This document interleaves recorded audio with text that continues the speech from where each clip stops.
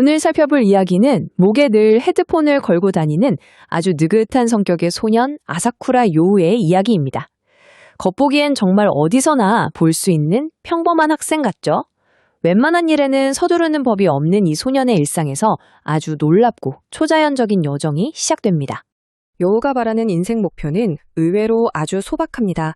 그저 아무 걱정 없이 편안하게 사는 거죠. 좋아하는 음악이나 들으면서 유유자적하는 게 인생의 전부인 것처럼 보일 정도니까요.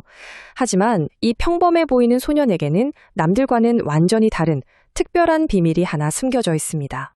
그 비밀은 어느 날 밤 오야마다 만타라는 친구가 묘지에서 요우를 목격하면서 드러나게 됩니다. 평소 귀신 같은 건 절대 믿지 않던 만타가 지름길로 가려고 묘지를 지나가다가 우연히 요우를 발견하게 되죠. 그런데 요우는 마치 눈앞에 진짜 친구가 있는 것처럼 텅 빈 허공을 바라보며 아주 자연스럽게 웃으며 이야기를 나누고 있었습니다.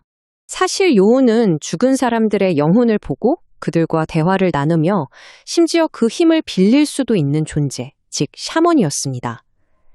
대체 누구랑 이야기하냐는 만타의 말에 요우는 별일 아니라는 듯이 친구들과 이야기한다고 답하죠. 그리고 그 순간 만타의 눈앞에 수많은 영혼들이 모습을 드러냅니다. 기겁을 한 만타는 당연히 그 자리에서 도망치고 맙니다. 바로 다음 날 요우가 하필 만타네 반에 전학생으로 나타납니다. 만타는 요우를 슬금슬금 피하지만 정작 요우의 관심은 묘지에 잠들어 있는 600년 전의 사무라이 영혼에게 쏠려 있었습니다. 그의 이름은 전설적인 검사 아미다마루입니다. 오랜 세월 묘지를 떠나지 못하고 있는 그를 자신의 든든한 동료로 만드는 것이 샤먼인 요우에게는 무척 중요한 일이었습니다. 그 무렵 묘지에는 일명 목도의 류라고 불리는 불량배 일행이 진을 치고 있었습니다. 만타가 우연히 그들에게 휘말려 괴롭힘을 당하게 되자 요우는 새로 사귄 친구를 구하기 위해 나섭니다. 이때 요오는 아미다마루의 영혼을 자신의 몸에 받아들이는 빙의 합체를 선보이는데요. 600년 전 최강 검사의 기술로 불량배들을 단숨에 제압해버립니다. 이렇게 엄청난 활약을 보여줬지만 아미다마루는 정식으로 요우의 지령이 되어달라는 부탁을 거절합니다. 시공을 초월한 어떤 약속 때문이었죠. 그저 강력한 힘을 가졌다는 이유만으로 누군가의 동료가 되기엔 그에게는 묘지를 절대 떠날 수 없는 아주 깊은 사연이 있었습니다. 시간을 거슬러 600년 전 아미다마루에게는 모스케라는 뛰어난 대장장이 친구가 있었습니다. 모스케는 그를 위해 하루세메라는 특별한 검을 만들어주기로 약속했지만 끝내 그 약속은 지켜지지 못했습니다. 아미다마루는 죽은 뒤에도 그 약속을 잊지 못하고 무려 600년 동안이나 묘지에서 모스케를 기다려온 겁니다. 요우는 자신의 힘을 기르는 것보다 이 두 영혼을 찾아내서 끊어졌던 약속을 다시 이어주는 일을 먼저 선택합니다.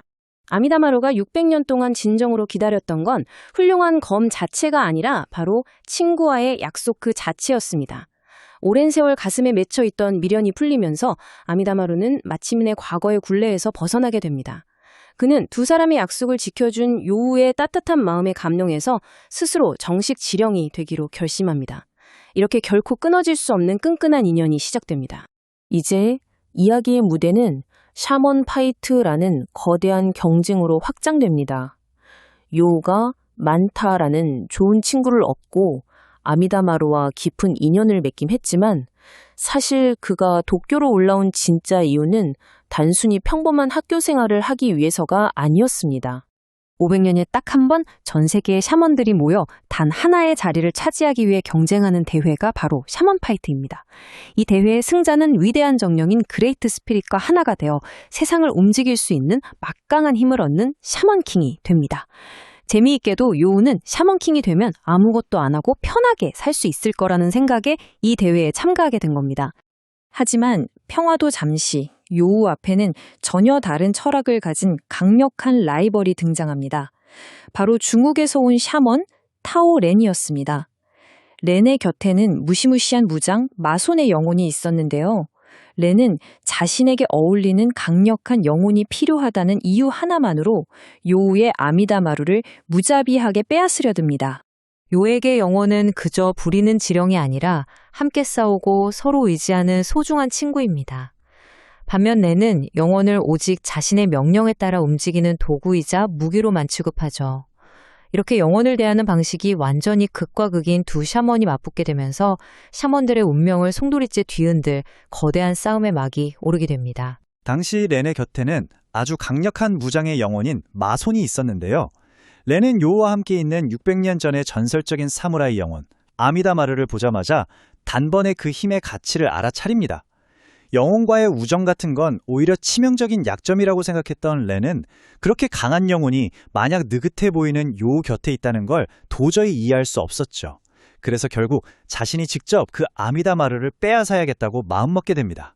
이렇게 완전히 다른 두 사람의 철학은 결국 전투로 정면 충돌하게 됩니다. 렌은 마손을 빙의시킨 뒤 자신이 받아온 혹독한 훈련을 바탕으로 무시무시한 통제력을 보여주죠. 하지만 요우와 아미다마루는 서로를 굳게 믿는 마음 하나로 빙의 합체에 임합니다. 강압적인 명령이 아니라 끈끈한 상호 신뢰, 그리고 스스로의 의지로 검을 휘두르는 요우의 힘은 렌의 그 압도적인 무력 앞에서도 결코 굴복하지 않는 단단함을 보여줍니다. 이 치열한 싸움을 겪으면서 요우는 한 가지 사실을 뼈저리게 깨닫습니다. 앞으로 만나게 될 샤먼들은 지금까지 마주친 상대들과는 차원이 다를 거라는 점이죠. 다가오는 샤먼 파이트에서 살아남기 위해 무조건 강해져야만 하는 바로 이 타이밍에 요우의 일상을 완전히 뒤집어 놓을 약혼자 쿄야마 안나가 등장하게 됩니다.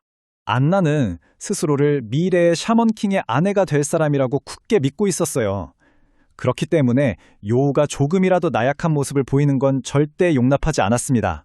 새벽부터 쉬지 않고 달리고 한계까지 체력을 단련하고 근력 훈련에 영역 수련까지 정말 상상을 초월하는 지옥의 훈련 일정이 시작된 겁니다. 옆에서 지켜보던 친구 만탁을 경악을 금치 못할 정도였는데 참 신기하게도 평소엔 그렇게 느긋하기만 하던 요우가 이 엄청난 훈련을 아무런 군말 없이 묵묵히 따라가게 됩니다. 사실 요우가 이 지옥 같은 훈련을 묵묵히 버텨내는 이유는 참 역설적이게도 아주 단순합니다. 그저 남들처럼 편안하게 살고 싶다는 것. 그게 요우가 샤먼킨이 되려는 유일한 목표였거든요.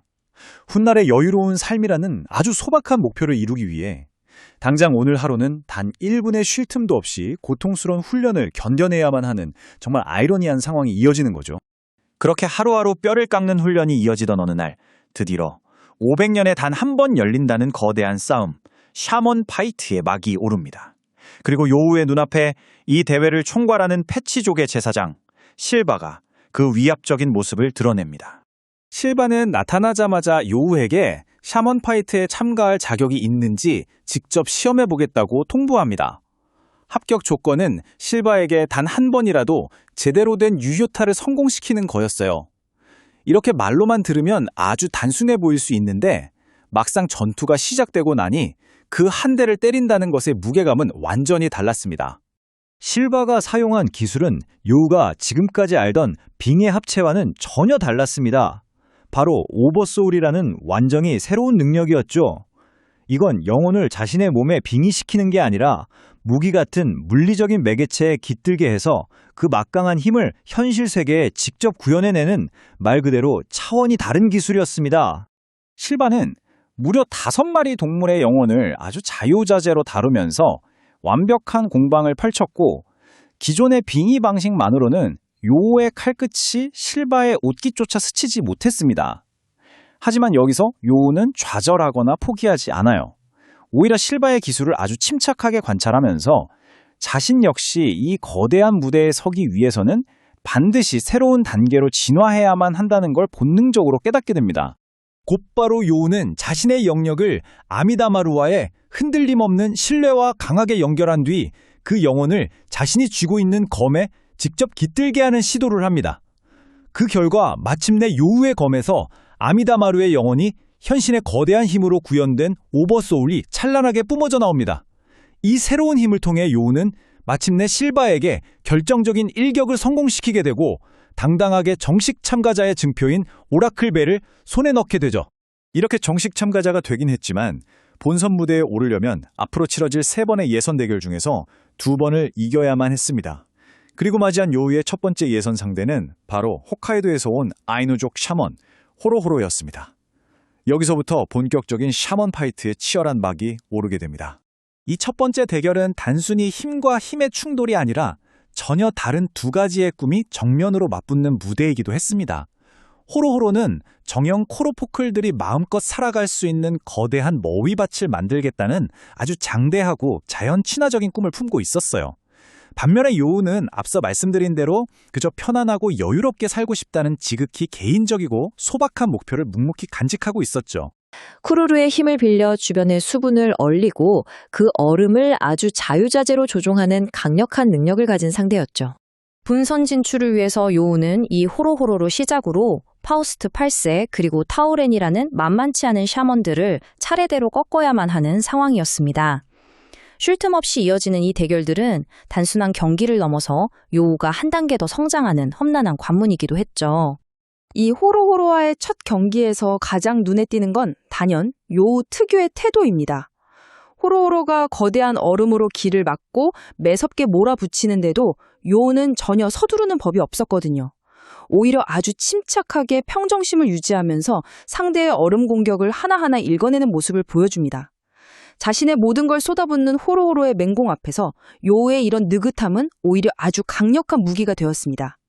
끊임없이 영역이 부딪히는 치열한 공방 끝에 마침내 안나의 혹독했던 훈련이 빛을 발하는 순간이 옵니다. 요우가 아미다마우르의 힘을 한껏 끌어올려 그 거대한 얼음을 정면에서 산산조각 내며 통쾌한 첫 승리를 거두게 되죠.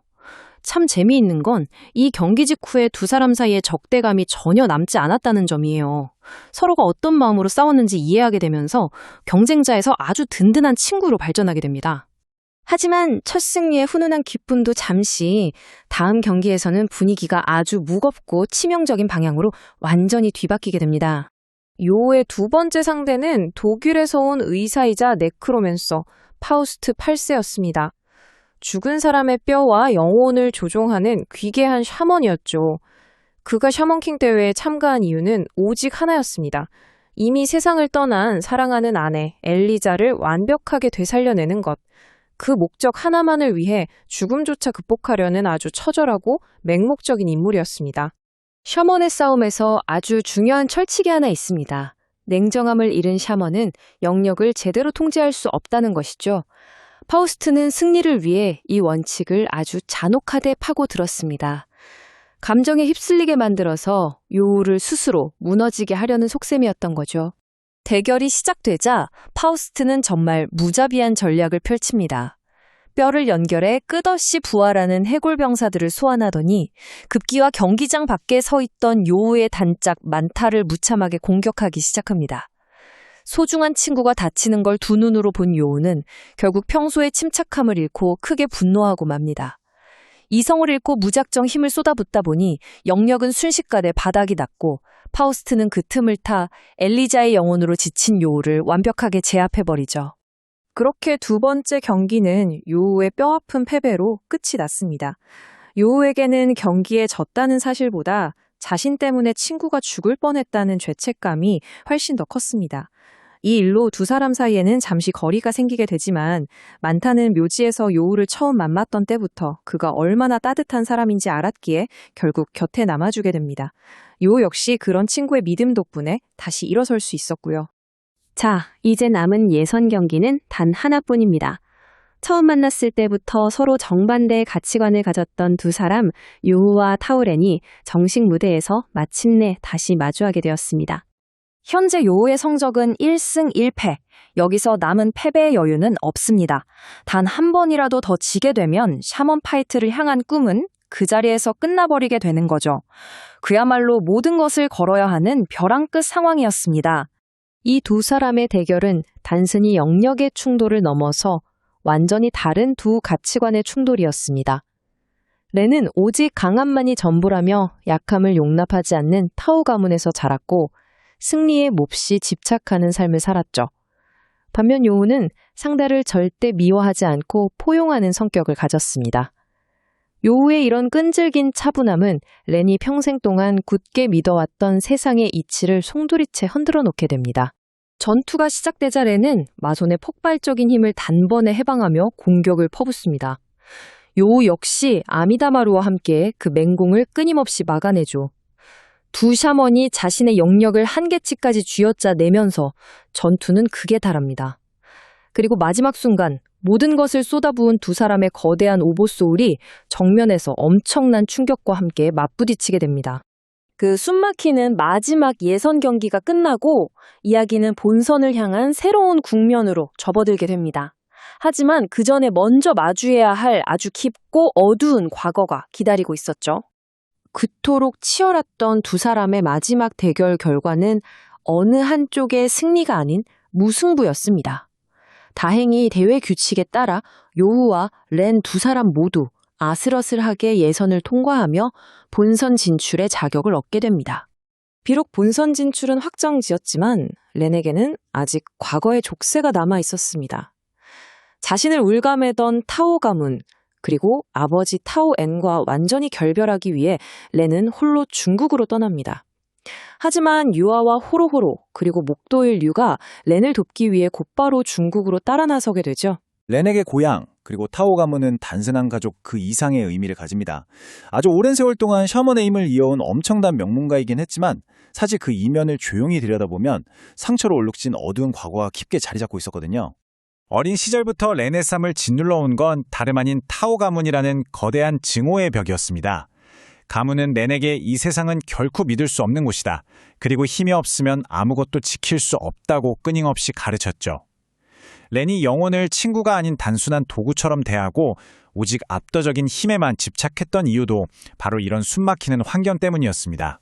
아버지인 타오에는 오로지 자기 자신의 힘만 믿으라고 가르쳐왔죠. 하지만 렌은 요 일행을 만나면서 완전히 다른 세상을 경험하게 됩니다. 요 일행은 억압적인 명령이 아니라 서로를 굳게 믿기 때문에 함께 힘을 합쳐 싸우고 있었거든요. 그 모습을 본 렌은 난생 처음으로 자신이 절대적이라고 맹신해왔던 아버지의 가르침이 어쩌면 정답이 아닐지도 모른다는 생각을 품게 됩니다.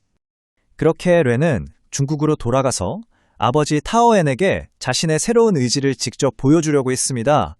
안타깝게도 아버지는 아들의 이런 변화를 단 조금도 받아들이지 않았어요. 렌이 가문의 뜻을 거스르려고 하자 타오엔은 정말 무자비할 정도로 압도적인 힘을 사용해 렌을 제압해버립니다. 결국 렌은 저택 아주 깊은 곳에 차갑게 갇히고 말죠. 하지만 과거와는 아주 결정적인 차이가 하나 있었습니다. 이제 렌은 더 이상 혼자가 아니라는 사실이었죠. 렌이 위험에 빠졌다는 소식을 바다 건너 전해 들은 요우는 당연하게도 가만히 있을 수 없었습니다. 당장 샤먼 파이트 본선 일정이 코앞이었지만 요우와 호로호로에게 친구를 버려두고 간다는 건 애초에 선택지에 없었습니다. 그리고 여기에 한때 불량배들을 이끌었던 목도의 류도 합류하게 되는데요. 요우를 만난 뒤 본격적으로 샤먼의 길을 걷기 시작한 류는 과거의 원한을 모두 털어낸 영혼 토카게로와 함께 렌을 구하기 위해 든든한 지원군으로 나섭니다. 마침내 세 사람은 중국의 타오 저택에 도착합니다. 그런데 그곳에서 일행을 기다리고 있던 건 평범한 경비병 수준이 아니었어요. 타오 가문이 부적과 샤먼의 힘을 이용해 만들어낸 아주 끔찍한 언데드 전사들, 바로 강시 부대였습니다. 심지어 그 중에는 전설적인 무술가의 육체로 만들어진 리파이론까지 섞여 있어서 일행의 앞길을 거세게 가로막았죠. 이렇게 요 일행이 바깥에서 침투를 시도하는 동안 저택 내부에서도 조용한 변화의 조짐이 일고 있었습니다. 렌의 누나인 타오준 역시 큰 내면의 변화를 겪고 있었거든요. 그녀는 동생 렌이 가문의 끔찍한 증오에서 벗어나려고 처절하게 몸부림치는 모습을 지켜보면서 우리가 지금까지 너무나 당연하게 여겼던 가문의 방식이 과연 옳은 걸까? 하는 아주 깊은 의문을 품기 시작합니다. 쏟아지는 강시들의 거센 저항을 뚫고 요 일행은 멈추지 않고 계속해서 안으로 나아갔습니다. 이들의 목적은 타오 가문을 파괴하려는 게 아니었죠. 오직 친구 렌을 무사히 데리고 돌아가는 것, 그것 하나뿐이었습니다. 그리고 마침내 렌이 갇혀있는 깊은 곳에 도달했을 때 일행의 눈앞에 아주 거대한 그림자가 드리워집니다. 그들의 앞을 턱 가로막아 선 건 다름 아닌 렌의 아버지, 타오 앤이었습니다. 거대한 체구에서 뿜어져 나오는 압도적인 영역, 그는 렌이 어린 시절부터 단 한 번도 넘어설 수 없다고 굳게 믿었던 절대적인 공포의 대상이었죠. 오랜 세월 동안 타오 가문이 세상으로부터 겪어야 했던 숱한 배신과 박해가 그의 마음속 깊은 곳에 인간을 향한 지독한 불신과 증오를 낳았던 겁니다. 아버지는 렌에게 타인은 결코 믿을 수 없고 의지할 건 오직 너 자신의 힘뿐이라고 다시 한번 강요합니다. 하지만 렌은 아무런 이득도 없이 오직 자신을 구하겠다고 머나먼 중국까지 달려와준 친구들을 바라보며 마침내 아주 확고하게 대답합니다. 나는 더 이상 타오 가문의 징호를 이어받지 않겠다. 렌이 비로소 온전한 자신만의 길을 선택하는 아주 역사적인 순간이었습니다. 그렇게 렌을 둘러싼 정말 처절한 싸움이 시작됐습니다. 타오엔의 공격은 상상을 초월할 정도로 거대하고 압도적이어서 렌과 동료들은 쉴 새 없이 뒤로 나가 떨어졌습니다. 하지만 이들은 쓰러지면 또 일어나고 또 일어났습니다. 평생을 혼자서만 모든 걸 해결하려 했던 렌이 태어나서 처음으로 요우 호로호로, 류와 힘을 하나로 합쳐서 자신의 삶을 짓눌러온 가장 거대한 벽에 당당히 맞서 싸운 겁니다. 치열한 전투가 계속 이어지면서 타오엔이 보여주던 그 거대하고 끔찍했던 모습의 진실이 서서히 드러나기 시작합니다. 렌이 평생을 바쳐 두려워했던 아버지는 결코 절대적인 괴물이 아니었어요. 그 무시무시했던 덩치조차 사실은 영혼의 힘으로 억지로 더 씌워 만든 오버솔에 불과했던 거죠. 타오엔 역시 렌과 다를 바 없이 가문의 잔혹한 역사 속에서 씻을 수 없는 상처와 집착을 껴안고 살아가는 그저 평범하고 연약한 한 명의 인간이었을 뿐이었습니다. 그 모든 진실을 깨달은 순간 렌의 마음속 깊은 곳에 그토록 견고하게 자리 잡고 있던 두려움의 벽 역시 아주 소리 없이 스르르 무너져 내렸습니다.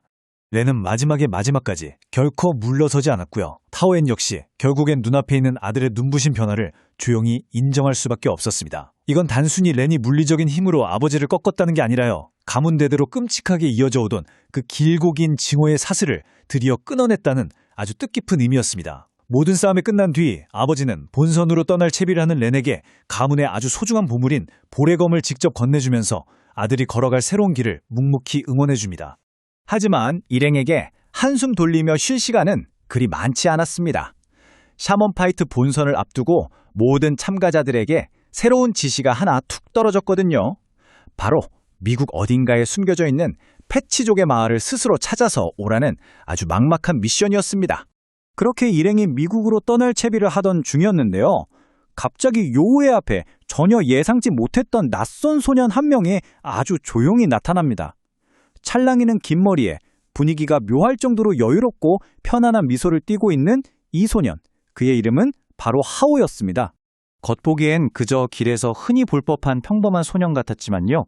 그의 곁에는 진짜 상상을 초월할 정도로 거대한 불꽃의 정령, 스피릿 오브 파이어가 함께 떠 있었습니다. 이 하오라는 소년이 뿜어내는 영역은요.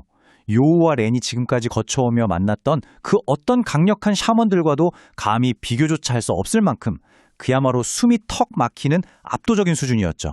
하오는 요우를 빤히 바라보면서 정말 기묘할 정도로 친근하게 말을 건넸습니다. 마치 두 사람이 아주 오래전부터 서로를 겪어왔고 언젠가 이렇게 반드시 만나게 될 운명이라는 걸 처음부터 다 알고 있었다는 듯이 말이죠. 그렇게 하오는 당장 싸움을 벌이지도 않고 그저 자신의 엄청난 존재감만을 조용히 각인시킨 채 호련히 사라집니다. 도대체 그의 진짜 목적이 무엇인지 아주 커다란 미스터리만을 덩그러니 남겨둔 채로요. 비록 찰나의 짧은 만남이었지만 그 여파는 이루 말할 수 없이 거대했습니다. 요우와 일행은 이번 샤먼 파이트에 정말 자신들의 상상을 아득히 뛰어넘는 초월적인 존재들이 버젓이 참가하고 있다는 사실을 뼈저리게 실감하면서 마침내 결의를 다지고 일본을 떠나게 됩니다.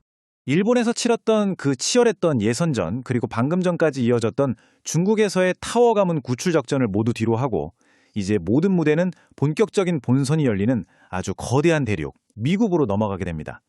대륙을 훌쩍 넘나드는 지리적인 스케일만큼이나 앞으로 이들이 낯선 땅에서 직면하게 될 시련의 규모 역시 점점 더 무섭게 커지고 있죠. 미국에 도착하자마자 이들의 모험은 곧바로 아주 어두운 현실과 마주하게 됩니다. 요우 일행은 샤먼 파이트의 강한 불신을 품은 리리라라는 인물을 만나게 되는데요. 그녀는 500년 전 샤먼 파이트에 참가했던 세미노아족 샤먼들이 겪은 끔찍한 비극을 이야기하며 경고를 남깁니다. 하지만 안타깝게도 그 직후 그녀는 하오의 부하들에게 잔혹하게 목숨을 잃고 마는데요. 이를 통해 이번 대회가 단순한 시합이 아니라 말 그대로 목숨을 건 위험한 전장이라는 사실이 명확하게 드러납니다. 이 모든 비극의 한가운데에는 바로 하오가 있습니다. 그는 500년 전 수많은 샤먼들이 힘을 합쳐도 막기 어려웠을 만큼 압도적인 힘으로 세미노아족을 학살했던 장본인이죠. 그리고 정말 놀랍게도 요우가 일본에서 만났던 그 어린 소년의 모습으로 환생해 현재 다시 나타났습니다. 시간을 초월해 존재하는 하오는 지금도 수많은 부하를 거느리고 있고 특히 요우에게 알 수 없는 특별한 관심을 보이고 있습니다. 이렇게 수백 년에 걸쳐 이어져온 피의 발자취가 이야기 전반에 아주 짙은 그림자를 드리우게 됩니다. 하오가 샤먼킹이 되려는 그 섬뜩한 목적은 아주 분명합니다. 그는 오직 샤먼들만이 살아가는 세계를 만들고자 하는데요. 하오는 영혼을 이해하지도 못하면서 자연을 파괴하기만 하는 평범한 인간들을 깊이 혐오합니다. 그래서 그들을 이 세상에서 완전히 없애버려야 한다고 굳게 믿고 있죠. 그의 이런 행동들은 단순한 권력에 대한 욕심이 아닙니다. 자신이 맹신하는 그 뒤틀린 세계관을 실현하기 위한 아주 치밀한 과정인 셈입니다. 이런 거대한 위협이 맴도는 가운데서도 요 일행의 발걸음은 멈추지 않습니다. 이들은 끝없이 펼쳐진 척박한 미국의 사막과 황야를 가로지르며 묵묵히 길을 찾아야만 하는데요. 항상 앞서가려는 낸, 그리고 그에 맞서 끊임없이 부딪히는 호로호로, 중간중간 분위기를 전환해주는 류까지 서로 성격이 완전히 다른 이들이 가혹한 환경을 함께 돌파해 나가면서 점차 하나로 뭉쳐진 아주 끈끈한 팀으로 변해가는 모습을 보여줍니다. 그렇게 끝없는 사막을 걷던 중 그들은 초코러브 맥도날이라는 새로운 샤먼을 만나게 됩니다. 틈만 나면 썰렁함 농담을 던지는 모습 때문에 처음엔 진지함이라고는 전혀 찾아볼 수 없는 가벼운 인물처럼 보이기도 하는데요. 하지만 그 속에는 웃음으로 세상을 바꾸겠다는 아주 확고하고 깊은 내면의 동기가 숨어 있었습니다. 긍정적인 웃음의 힘으로 상처받은 세상을 치유하겠다는 진지한 목표를 가진 든든한 동료가 합류하게 된 겁니다. 초코러브의 가벼운 분위기와는 정반대로 아주 날카롭고 무거운 목적을 지닌 인물인 리제르그 다이젤도 이 무렵 등장합니다. 그는 다우징이라는 뛰어난 추적 능력을 지닌 샤먼인데요. 패치족 마을을 찾아야 하는 요우 일행에게는 정말 없어서는 안 될 존재입니다. 그런데 그가 동료가 되기로 결심한 단 하나의 이유는 바로 복수입니다. 어린 시절 하오에게 부모님을 잃고 모든 것을 빼앗긴 리제르그는 오로지 하오를 죽여 복수하겠다는 일념으로 그 절대적인 힘만을 갈구하고 있습니다. 바로 이 지점에서 요우와 리제르그 사이에 커다란 가치관 충돌이 발생하게 됩니다. 요우는 하오를 경계하면서도 맹목적인 증오심만으로 싸우는 것은 거부하는 유연한 태도를 유지합니다. 반면 리제르그는 하오를 파멸시켜야 한다는 강렬한 복수심에 완전히 사로잡혀 있죠. 겉으로는 함께 같은 길을 걷고 있지만 가족을 잃은 리제르그의 입장에서 요우의 방식은 도저히 납득할 수 없는 것이었습니다. 결국 이들 사이에는 아슬아슬한 감정적인 균열이 생겨나기 시작합니다. 다행히 리제르그의 뛰어난 다우징 능력 덕분에 일행은 긴 여정 끝에 마침내 패치족 마을에 도착하게 됩니다. 하지만 새롭게 공개된 본선의 규칙은 이들을 더욱 강하게 옥죄어 옵니다. 세계 각지에서 예선을 뚫고 모여든 강력한 샤먼들은 반드시 3인 1조로 팀을 구성해야 하고요. 강력한 오버소울을 완벽하게 다뤄야만 살아남을 수 있습니다. 이제까지의 여정은 그저 준비 단계에 불과했고 모든 것이 목숨과 직결된 진짜 치열한 무대가 드디어 막을 올린 겁니다. 강력한 힘을 갈망하던 리제르그의 마음이 요우에게서 조금씩 멀어지고 있을 때쯤 엑슬러어스라는 새로운 세력이 모습을 드러냅니다. 아이언 메이든 잔네가 이끄는 이 집단은 자신들만이 절대적인 정의라고 굳게 믿고 있는데요. 이들의 유일한 목표는 하우와 그를 따르는 모든 자를 악으로 규정하고 죽음이라는 극단적인 방식을 통해서라도 완전히 뿌리 뽑는 것입니다. 힘이 절실했던 리제르그는 자신이 그토록 원하던 하우를 쳐부술 힘이 바로 이들에게 있을지도 모른다고 생각하게 되죠. 이로써 샤먼 파이트 본선은 완벽한 3파전의 양상을 띠게 됩니다.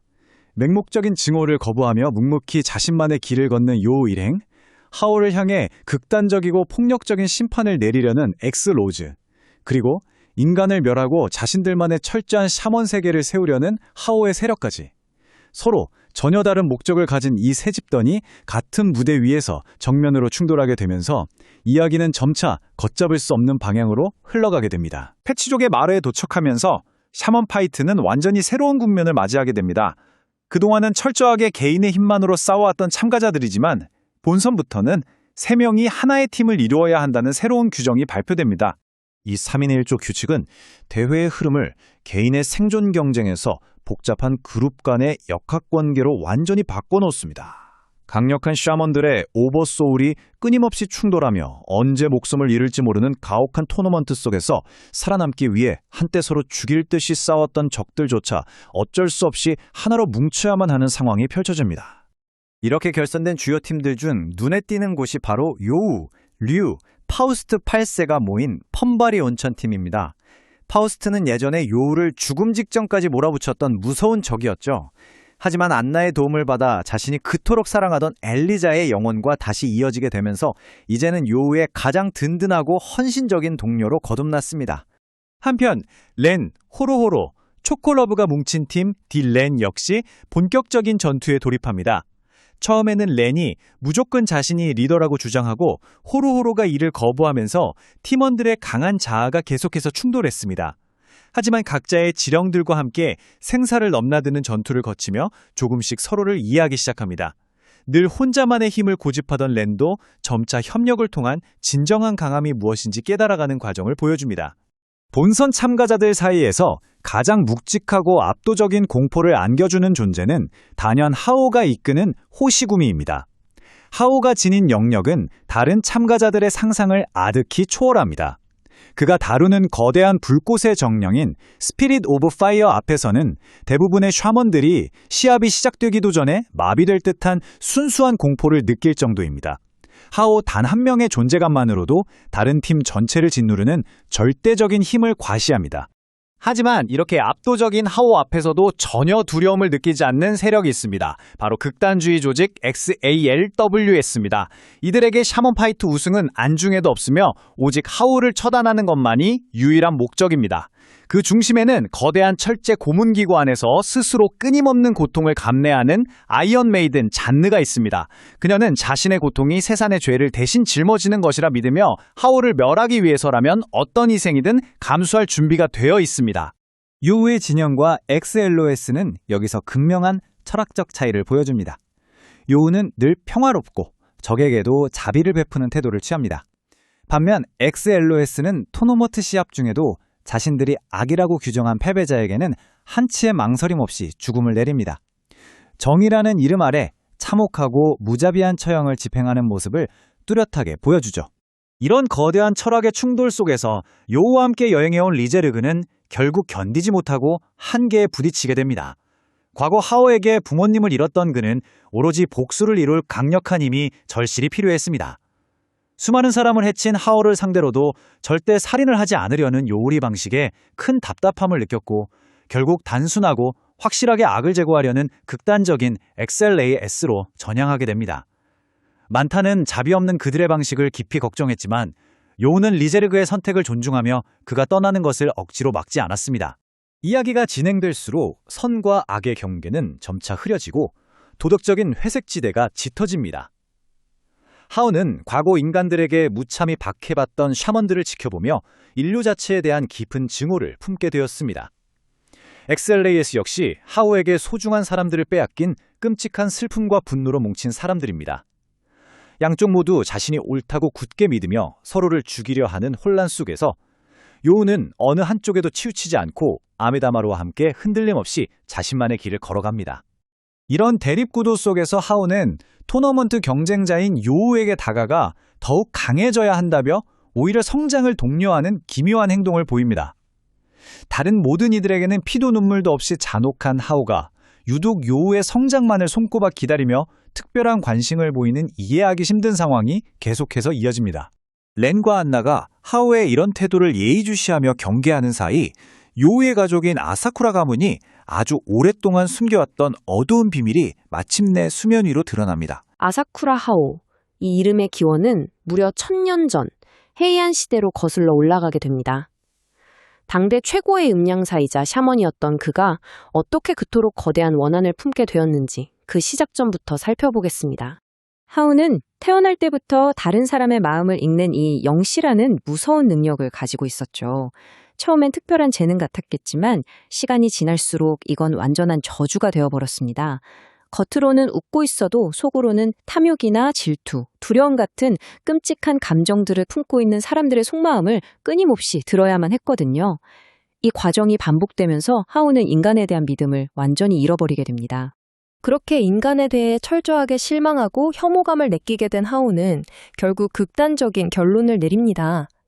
인간이 자연과 영혼을 배척한다고 생각한 거죠. 그래서 그레이트 스피릿이라는 절대적인 힘을 손에 넣어서 오직 샤먼들만을 위한 새로운 세계를 만들겠다는 아주 원대한 목표를 세우게 됩니다. 그런데 문제가 하나 있었죠.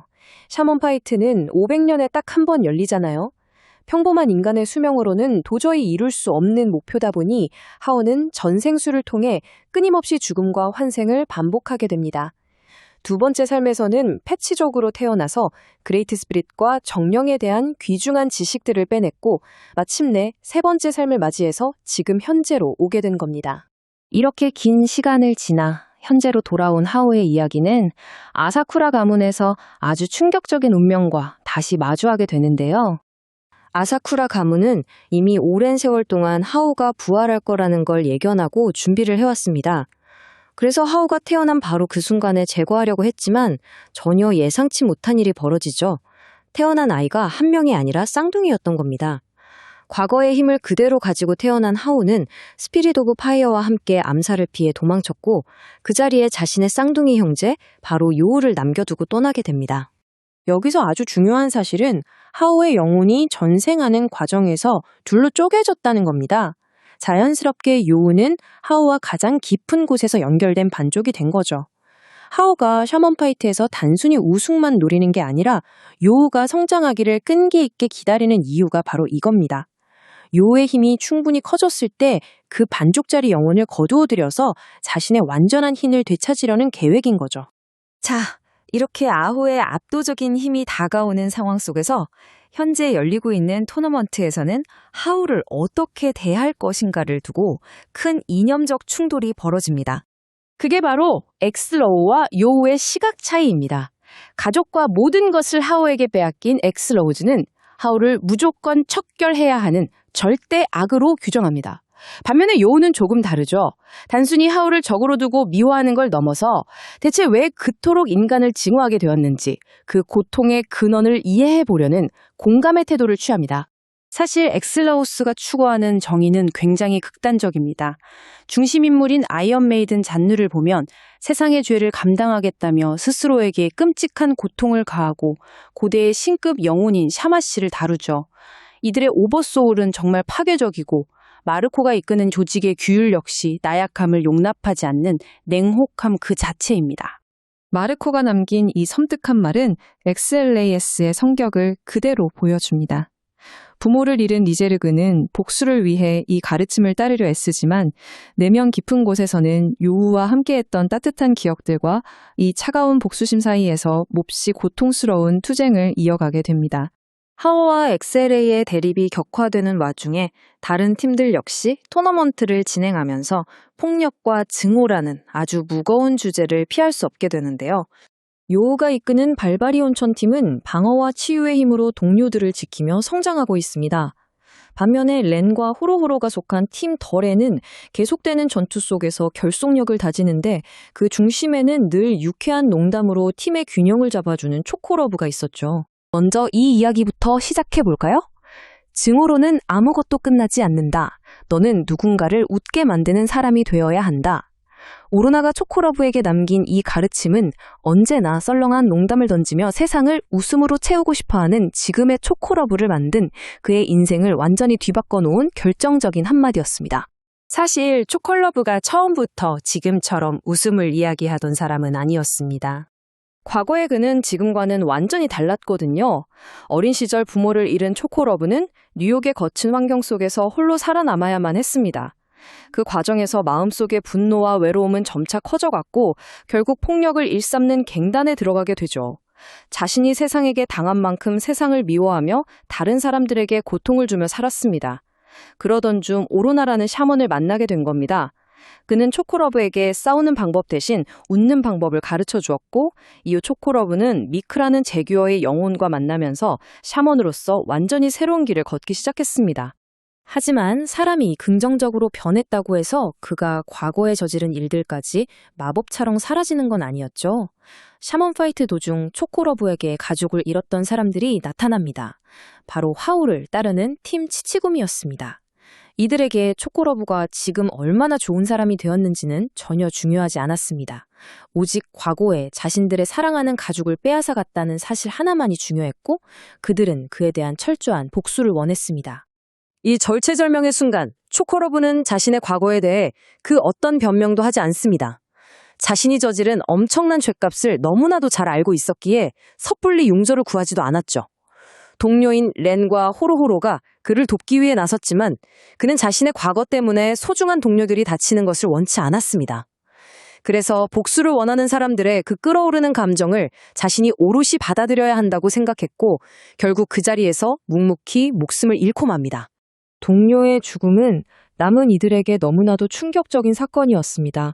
하지만 우리가 아는 현실의 규칙과 샤먼의 세계에서 일어나는 일들은 조금 다릅니다. 샤먼의 세계에서 죽음이란 반드시 완전한 끝을 의미하지만은 않거든요. 영혼의 세계를 직접 경험하고 저승이라는 그 아득한 경계를 넘어 다시 돌아온 샤먼은 엄청난 영역과 함께 내면적으로 아주 깊은 변화를 겪게 됩니다. 초코러브의 영혼 역시 저승을 헤매며 새로운 경험을 통해 더 큰 힘에 다가갔고 결국 아이언 메이든 잔네의 도움을 받아 다시 살아날 기회를 얻게 됩니다. 여기서 우리가 주목해야 할 중요한 점은 죽음의 문턱에서 되살아난 초코러브의 마음가짐입니다.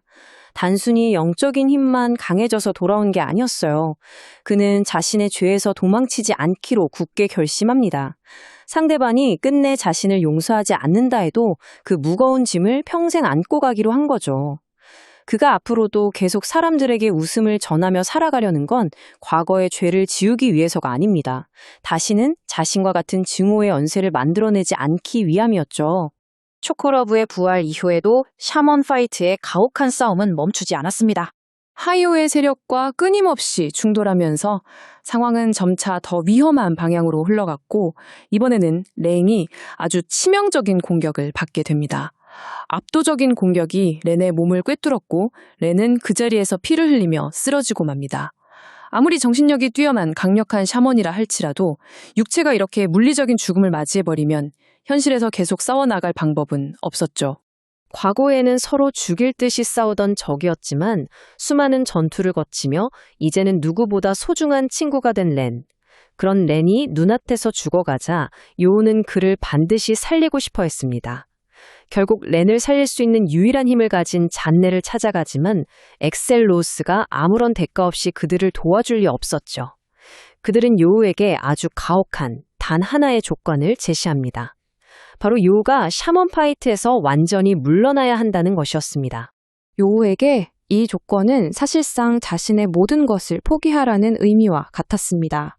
샤먼킹이 되겠다는 일생일대의 꿈, 안나와의 굳은 약속, 하오를 막아달라는 가족들의 간절한 바람, 그리고 하오가 샤먼킹이 되었을 때 닥쳐올 전 세계적인 위협까지 이 거대한 무게를 가진 모든 것들을 오직 죽어가는 친구의 목숨 하나와 맞바꿔야 하는 정말 끔찍할 정도로 거대한 선택의 기로에 놓이게 된 것입니다.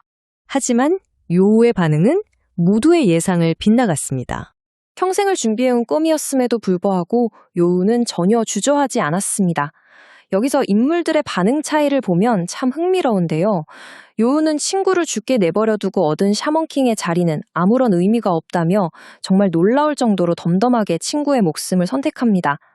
반면 죽음의 세계에서 돌아와 더 큰 영역을 얻게 된 렌은 자신이 살아난 대가가 요우의 기권이라는 사실을 알게 된 후 아주 깊은 죄책감과 분노를 느낍니다. 렌 자신은 요우에게 희생을 부탁한 적도 없었고 만약 반대의 상황이었다면 나라면 과연 그런 선택을 할 수 있었을까 확신할 수 없었기에 그 답답함이 더 큰 화로 표출되었던 것이죠.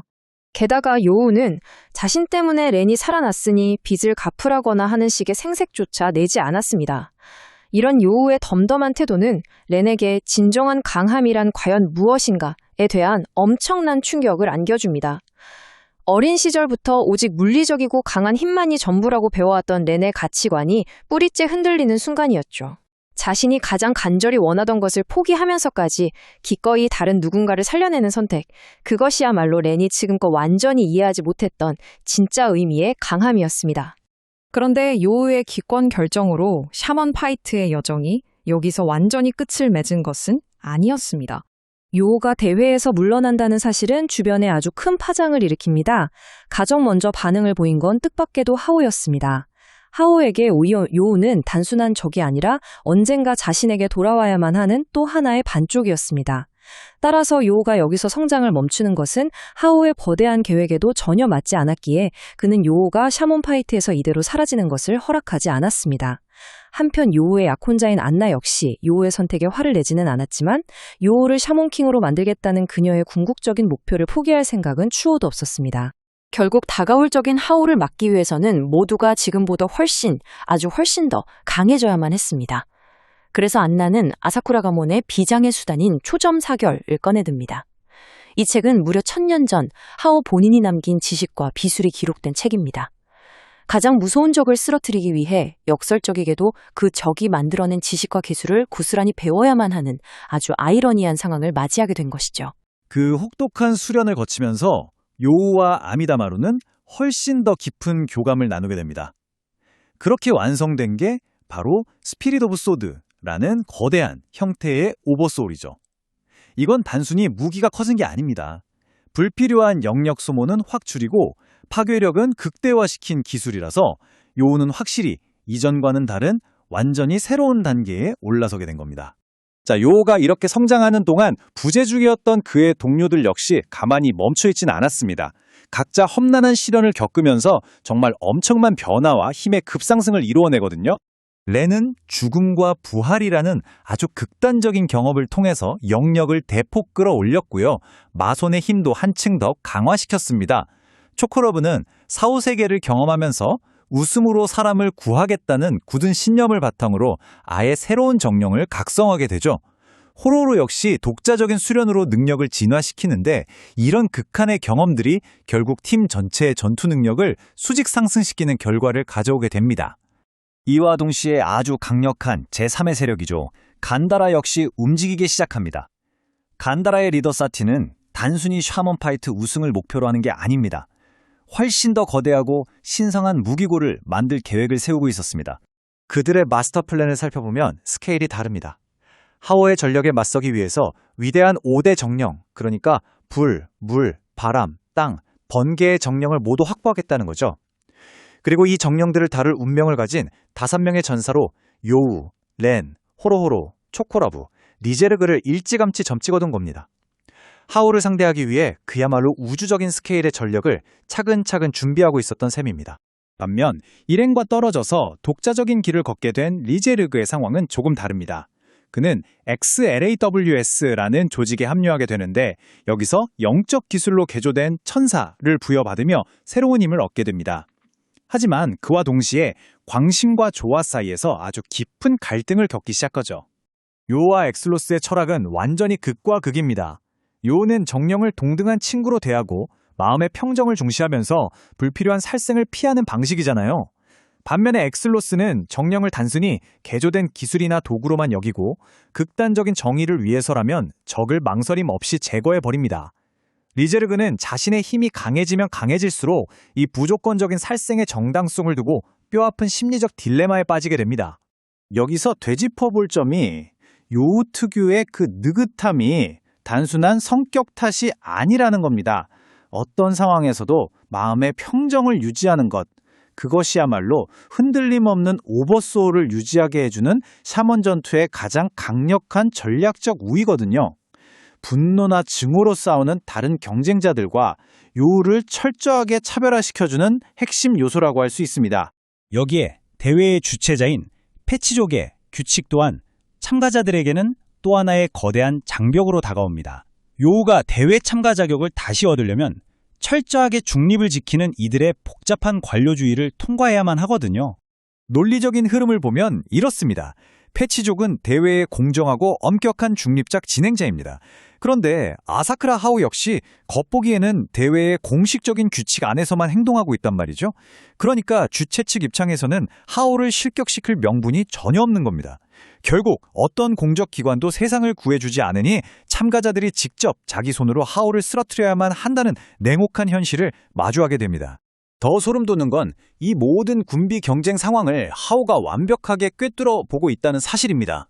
멀리서도 사람의 마음을 다 읽어내는 그는 주인공들의 파워업 계획을 전부 알고 있으면서도 그냥 그들이 자신의 수준에 도달할 때까지 묵묵히 그리고 아주 오만하게 기다리고 있을 뿐입니다.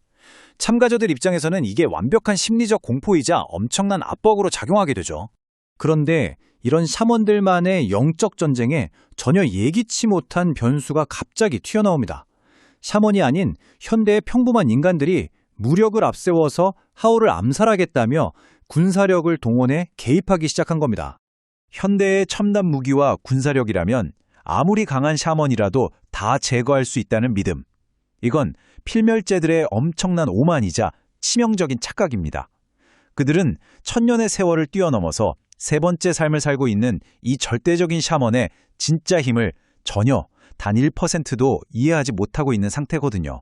그리고 그 움직임의 중심에는 바로 만타의 아버지 오야마다 만스미가 있었죠. 그는 그레이트 스피릿의 그 초월적인 힘을 지극히 현실적이고 계산적인 자산으로 바라봤습니다. 결국 그는 샤먼들의 싸움판에 인간의 군사력, 즉 현대식 무기를 직접 투입하겠다는 결정을 내리게 됩니다. 거대한 기업을 이끄는 수장으로서 그는 하오 같은 위험한 존재가 그 엄청난 힘을 차지하는 최악의 상황을 막고 싶어 했습니다. 그 힘을 철저히 인간의 통제 아래 두려고 헛던 겁니다. 총과 폭발물, 그리고 훈련받은 수많은 병사들, 샤먼의 진짜 힘이 무엇인지 제대로 알지 못하는 평범한 인간들에게 이 정도의 군사력은 충분히 승산이 있어 보이는 전력이었습니다. 일반적인 사람들의 계산은 아주 단순했습니다. 아무리 영혼을 다루고 초자연적인 힘을 쓰는 샤먼이라 한들 결국 육체 자체는 평범한 인간과 다를 바 없으니 현대식 무기로 집중 공격하면 가볍게 제압할 수 있을 거라고 믿었던 거죠. 하지만 그들은 샤먼의 진짜 압도적인 힘이 한낱 물리적인 육체에서 나오는 게 아니라는 사실을 미처 알지 못했습니다. 게다가 그들이 무력으로 제압하려 했던 대상인 하오는 그저 그런 평범한 샤먼들과는 애초에 비교조차 할 수 없는 절대적인 존재였습니다. 그들이 자랑하던 압도적인 군사력이 얼마나 무의미한 것인지 증명되는 순간은 정말 곧바로 찾아왔습니다. 거대한 불의 정령, 스피릿 오브 파이어가 모습을 드러내는 바로 그 순간 전장의 상황은 완전히 뒤바뀌었습니다. 맹렬히 타오르는 불의 정령 앞에서 인산들이 치밀하게 준비한 현대무기는 그저 한없이 작고 초라해 보였죠.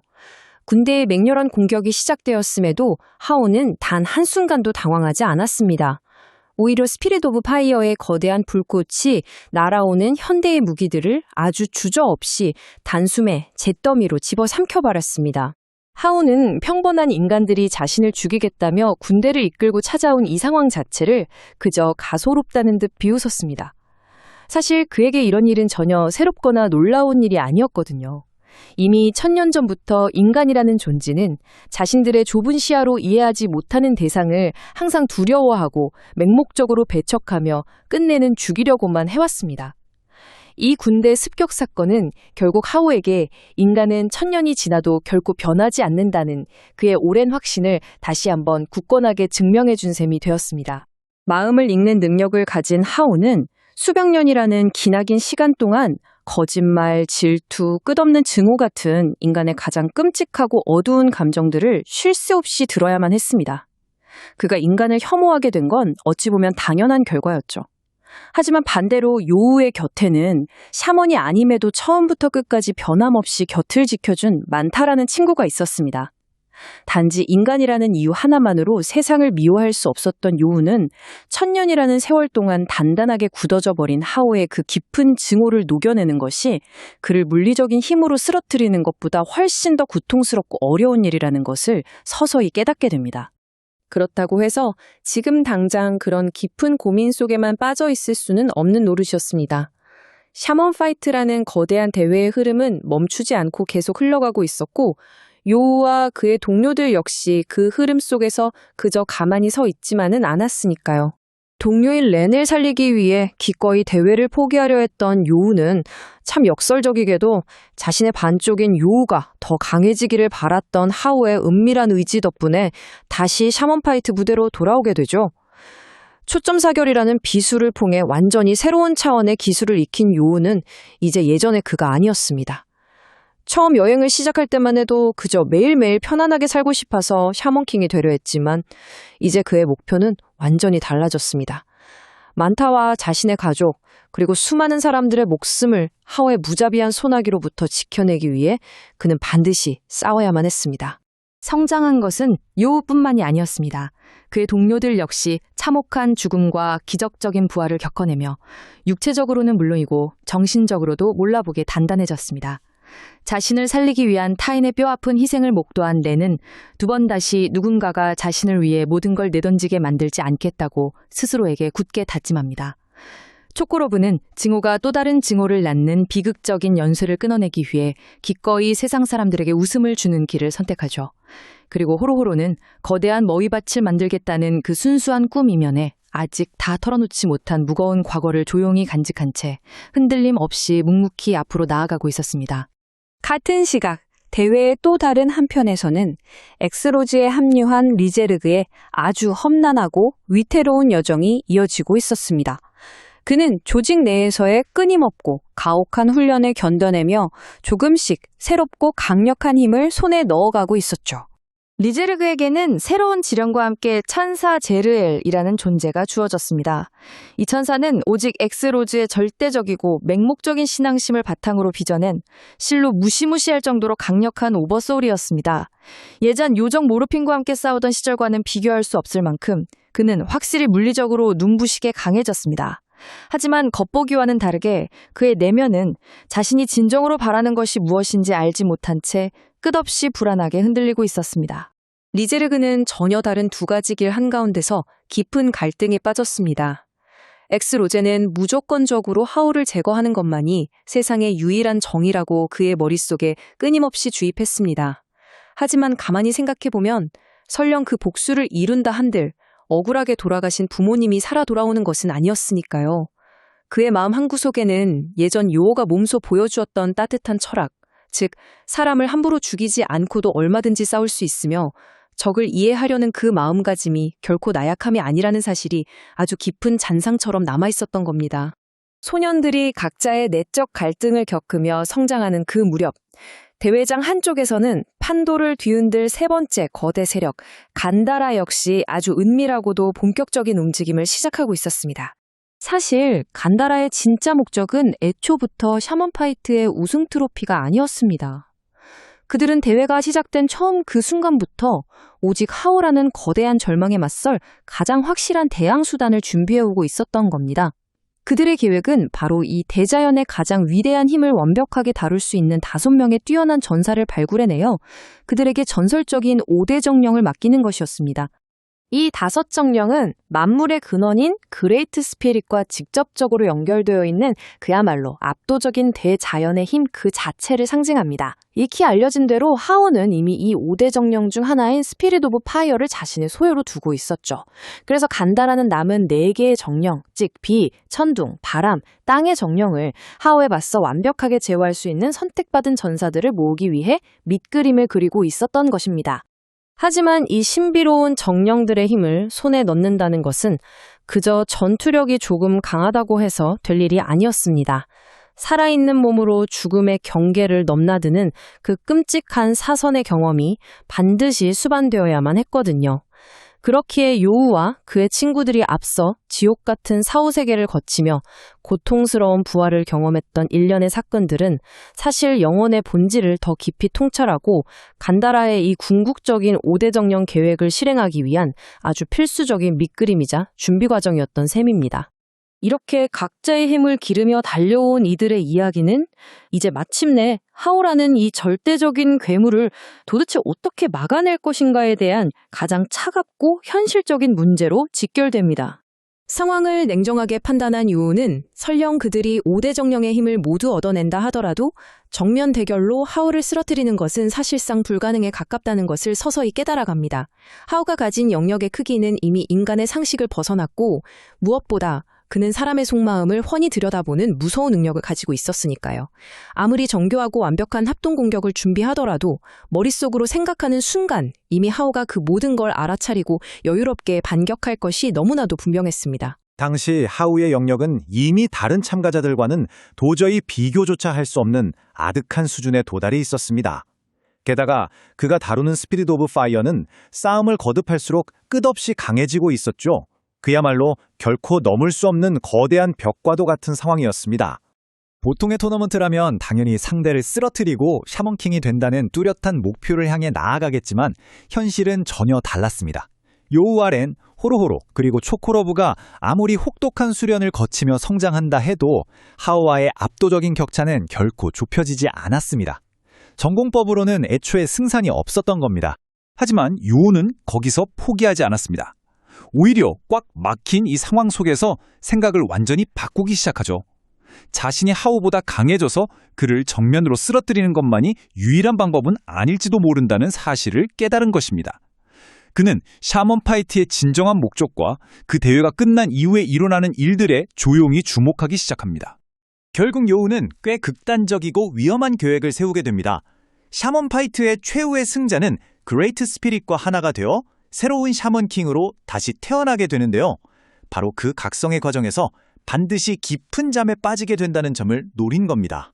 하우가 우승자가 되어 무방비 상태로 잠드는 그 찰나의 빈틈을 공격하겠다는 것이 요우의 생각이었습니다. 하지만 당연하게도 모든 사람이 요우의 이 파격적인 생각을 쉽게 받아들인 건 아니었습니다. 렌은 자신이 강해진 이유를 증명하기 위해 마지막까지 하우를 직접 쓰러뜨리고 싶어 했고, 호로호로는 계획이 조금이라도 어긋나 하우가 신과 같은 힘을 얻게 될까봐 두려워했습니다. 특히 지금까지 수많은 희생을 치러온 엑스로우즈에게는 적에게 스스로 샤먼킹의 자리를 넘겨준다는 것 자체가 결코 용납할 수 없는 일이었습니다. 이런 혼란 속에서도 간다라의 사티는 상황을 매우 냉정하게 바라보고 있었습니다. 그들은 하우의 스피릿 오브 파이어와 맞먹는 5대 정령을 요우 일행에게 맡기려 했죠. 이를 위해서는 엄청난 영력이 필요했고, 그 영력을 단기간에 끌어올리는 가장 확실한 방법은 다름 아닌 죽음이었습니다. 육체의 죽음을 경험하고 저승의 수행을 거쳐 부활함으로써 영력을 폭발적으로 키우는 이 가혹한 방법을 간다라는 하우를 막기 위해 기꺼이 감수하려 했습니다. 이미 렌과 초콜러브가 이 험난한 길을 먼저 통과한 상태이기도 했고요. 외부적인 계획만큼이나 중요했던 건 바로 각자의 내면이었습니다. 요우는 자신의 힘이 아직 많이 부족하다는 것을 알고 있었고, 무엇보다 진정으로 극복해야 할 대상은 바로 자기 자신이라는 사실을 조용히 받아들이고 있었습니다. 다가올 결전을 앞두고 각자의 마음 정리가 반드시 필요한 시점이었습니다. 요우에게 하오는 단순한 적이 아니었습니다. 겉보기엔 언제나 느긋해 보이는 요우였지만 하오가 자신의 쌍둥이이자 같은 영혼에서 갈라져 나온 존재라는 사실은 그를 무겁게 짓눌렀습니다. 하오를 완전히 부정하는 것은 곧 자신의 영혼 일부를 부정하는 것과 같았기에 요우는 이 복잡한 감정을 온전히 마주하고 이겨내야만 했습니다. 하오는 끊임없이 요우에게 손을 내밀며 인간은 결국 샤먼을 배척할 것이고 실망만을 안겨줄 거라고 말해왔습니다. 하지만 요우의 곁에는 만타가 있었죠.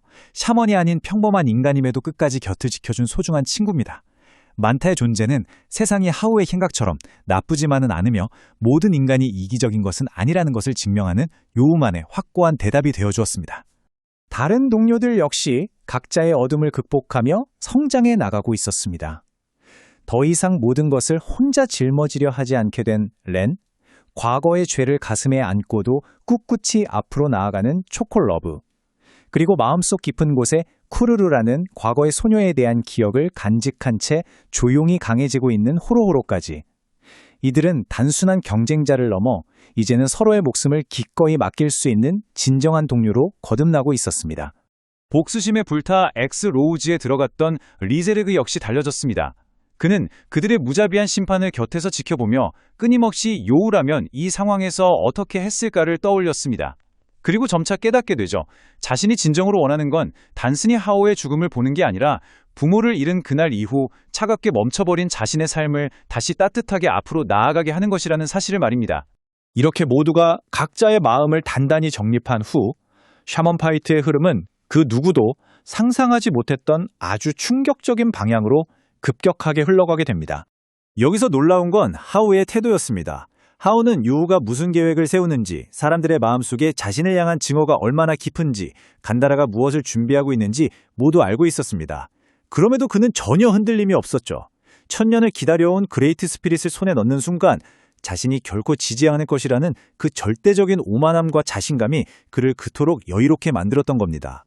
마침내 결단의 시간이 찾아왔을 때 치열하게 경쟁하던 팀들은 놀랍게도 스스로 기권하기 시작합니다. 한 팀, 그리고 또 한 팀. 그들이 약해서 포기한 것이 아니라 다가올 진짜 싸움을 위해 힘을 아끼고 아오를 막는다는 공동의 목표를 위해 개인적인 우승을 내려놓은 것입니다. 결국 모든 경쟁자가 사라지고 샤먼 파이트는 대결이 아닌 모두가 한 사람에게 길을 열어주는 형태로 막을 내리게 됩니다. 아사쿠라 하오. 마침내 그가 샤먼 파이트의 최후의 승자가 되었습니다. 하지만 요와 동료들에게 이 결과는 결코 패배를 의미하는 게 아니었습니다. 오히려 토너먼트라는 규칙의 제약이 사라진 지금 하오가 잠드는 바로 그 순간을 노리는 진짜 최종전의 서막에 오른 것이죠. 하지만 잠든 하오에게 도달하기 위해서는 엄청난 장애물을 넘어야만 합니다. 샤먼킹이 결정되는 순간 지금까지 공정한 심판 역할을 하던 패치족 제사장들은 새로운 왕을 목숨 바쳐 지키는 수호자로 그 입장에 완전히 뒤바뀌게 되거든요. 그들에게 하오가 선인지 악인지는 전혀 중요하지 않았습니다. 정당한 승자를 지킨다는 그들의 오랜 사명만이 존재할 뿐이었습니다.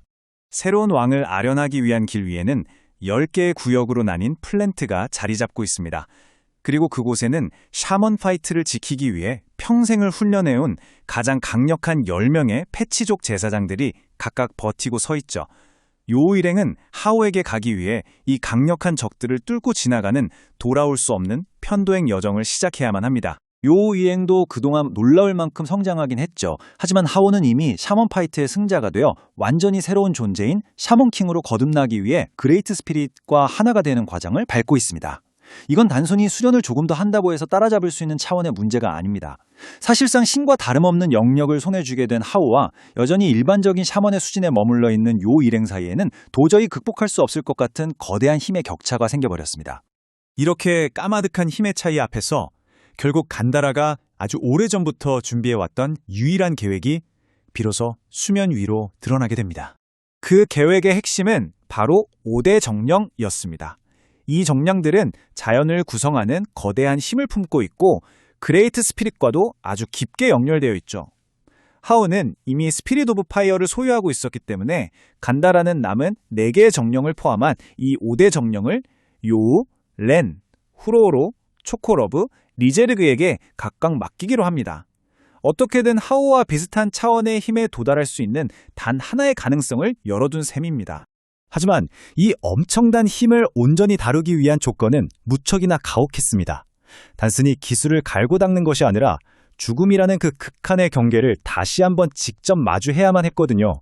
살아있는 현실에서 벗어나 사후의 세계로 들어간 다음 자신의 마음속 가장 깊은 곳에 남아있는 두려움과 미련을 온전히 이겨내야만 비로소 더 높은 차원의 영역으로 부활할 수 있었습니다.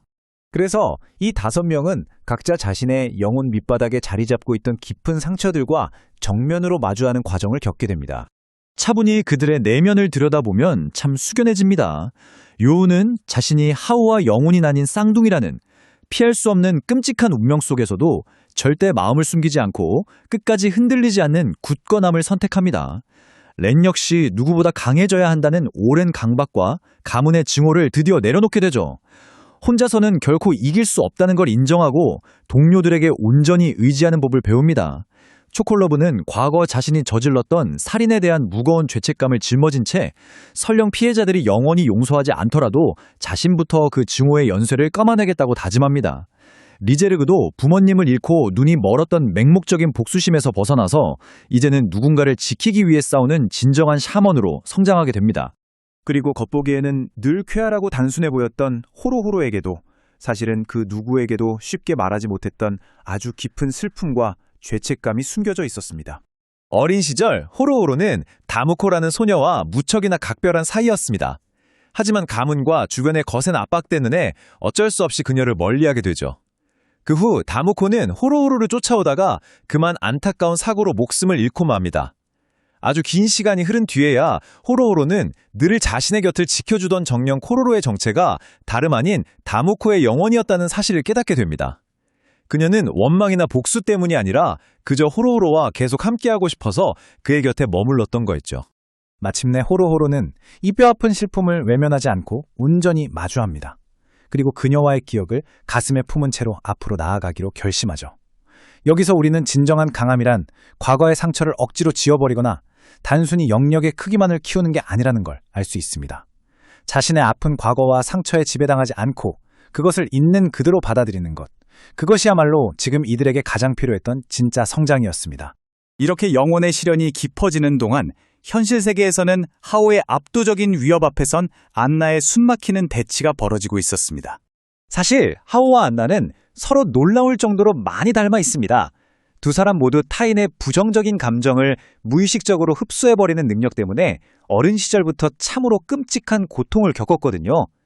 하지만 하오가 결국 인간 자체를 포기하고 세상을 등져버린 것과는 달리 안나는 요우의 따뜻한 마음 덕분에 그 깊은 어둠 속에서 빠져나올 수 있었습니다. 하오는 자신과 똑같은 상처를 가졌음에도 결코 세상에 굴복하지 않은 안나에게 아주 깊은 흥미를 느끼게 됩니다. 신이나 다름없는 그 무시무시한 하오 앞에서도 안나는 일말의 두려움조차 보이지 않습니다. 오히려 평소처럼 아주 당당하게 요우는 결코 당신의 것이 되지 않을 거라고 쏘아붙이죠. 어떠한 절망 앞에서도 절대 꺾이지 않는 안나의 단호한 태도는 그 압도적인 존재인 하오마저도 묘한 미소를 짓게 만듭니다. 이제 모든 준비는 끝났습니다. 마침내 새로운 샤먼킹이 탄생할 성지로 향하는 최후의 길이 그들 앞에 열리게 됩니다. 그런데 그 길을 막아선 이들은 다름 아닌 패치족 제사장들이었습니다. 지금까지 샤먼 파이트를 곁에서 공정하게 관리하고 이끌어주던 그들이 이제는 새로운 샤먼킹이 될 하오를 지키는 가장 치명적인 수호자로 돌변해서 요 일행의 앞을 가로막은 겁니다. 그 왕이 설령 하오라고 해도 패치족의 사명은 변하지 않았습니다. 요 일행과 각별한 친분을 나눴던 제사장들조차 이제는 개인적인 감정을 모두 버리고 앞을 가로막는 거대한 벽이 된 겁니다. 요 역시 이 사실을 너무나 잘 알고 있었기에 망설임 없이 앞으로 나아가는 길을 선택합니다. 그들이 하오가 있는 곳까지 가려면 총 10개의 플랜트를 차례대로 통과해야만 합니다. 이 플랜트들은 지구와 우주의 극한 환경을 그대로 재현해 놓은 곳인데요. 10곳의 플랜트에는 각각 10명의 패치족 제사장이 굳건히 버티고 있습니다. 하오가 눈을 뜨기 전이라는 아주 촉박한 시간 제한 속에서 이 숨막히는 도전이 시작됩니다. 이제 그 험난한 여정의 첫 발걸음을 떼어볼까요? 요 일행은 모두 뜻을 한데 모아 쉴 틈조차 없이 첫 번째 전장으로 향합니다. 처음으로 그들을 맞이한 곳은 사막 플랜트였습니다. 끝이 보이지 않는 모래벌판과 숨이 턱턱 막히는 강렬한 열기. 이곳은 적과 제대로 된 타격을 주고받기도 전에 그저 가만히 서 있는 것만으로도 체력을 무섭게 갉아먹는 아주 가혹한 공간이었습니다. 이 사막의 수호자는 나말이었는데요. 그는 붉은 뱀 레드로프를 조정하며 예측할 수 없는 매서운 공격을 쏟아냈습니다. 하지만 요 일행도 이제는 예전의 서툰 샤먼들이 아니었죠. 수많은 생사의 고비를 넘기며 단련된 그들은 단 1초의 시간도 낭비하지 않았습니다. 렌이 정면에서 쉴 새 없이 몰아붙이고 호로호로가 나마리의 발을 묶는 사이 초코러브가 그 찰나의 빈틈을 파고들어 치명타를 입힙니다. 정말 군더더기 없는 완벽한 협공이었습니다. 하지만 아직 9개의 전장이 더 남아있었기 때문에 이 승리를 기뻐할 여유는 누구에게도 없었습니다. 숨 돌릴 틈도 없이 일행은 두 번째 장소인 계곡 플랜트로 넘어갑니다. 이곳은 까마득하게 깊은 절벽과 거대한 암벽들로 이루어져 있었는데요. 발을 조금만 헛디뎌도 곧바로 절벽 아래로 떨어져 목숨을 잃을 수 있는 단 한 곳도 마음 편히 디딜 곳이 없는 위험천만한 지형이었습니다. 이곳을 지키는 수호자는 브론이었습니다. 그는 거미의 영혼인 블루네트를 써서 일행을 거미줄로 올가매고 이 아슬아슬한 지형을 아주 교묘하게 활용했습니다. 이 절체절명의 순간에 앞으로 나선 건 바로 류와 토카게로였습니다. 류는 사실 자신이 일행 중에서 가장 강하지 않다는 걸 누구보다 잘 알고 있었어요. 그렇기 때문에 더더욱 동료들이 앞으로 나아갈 수 있도록 길을 열어주겠다는 굳은 결심을 합니다. 결국 자신의 모든 것을 내던져 브론의 거미줄을 끊어내는 데 성공하죠. 두 번째 고비를 넘겼지만 일행의 체력은 눈에 띄게 줄어들고 있었습니다.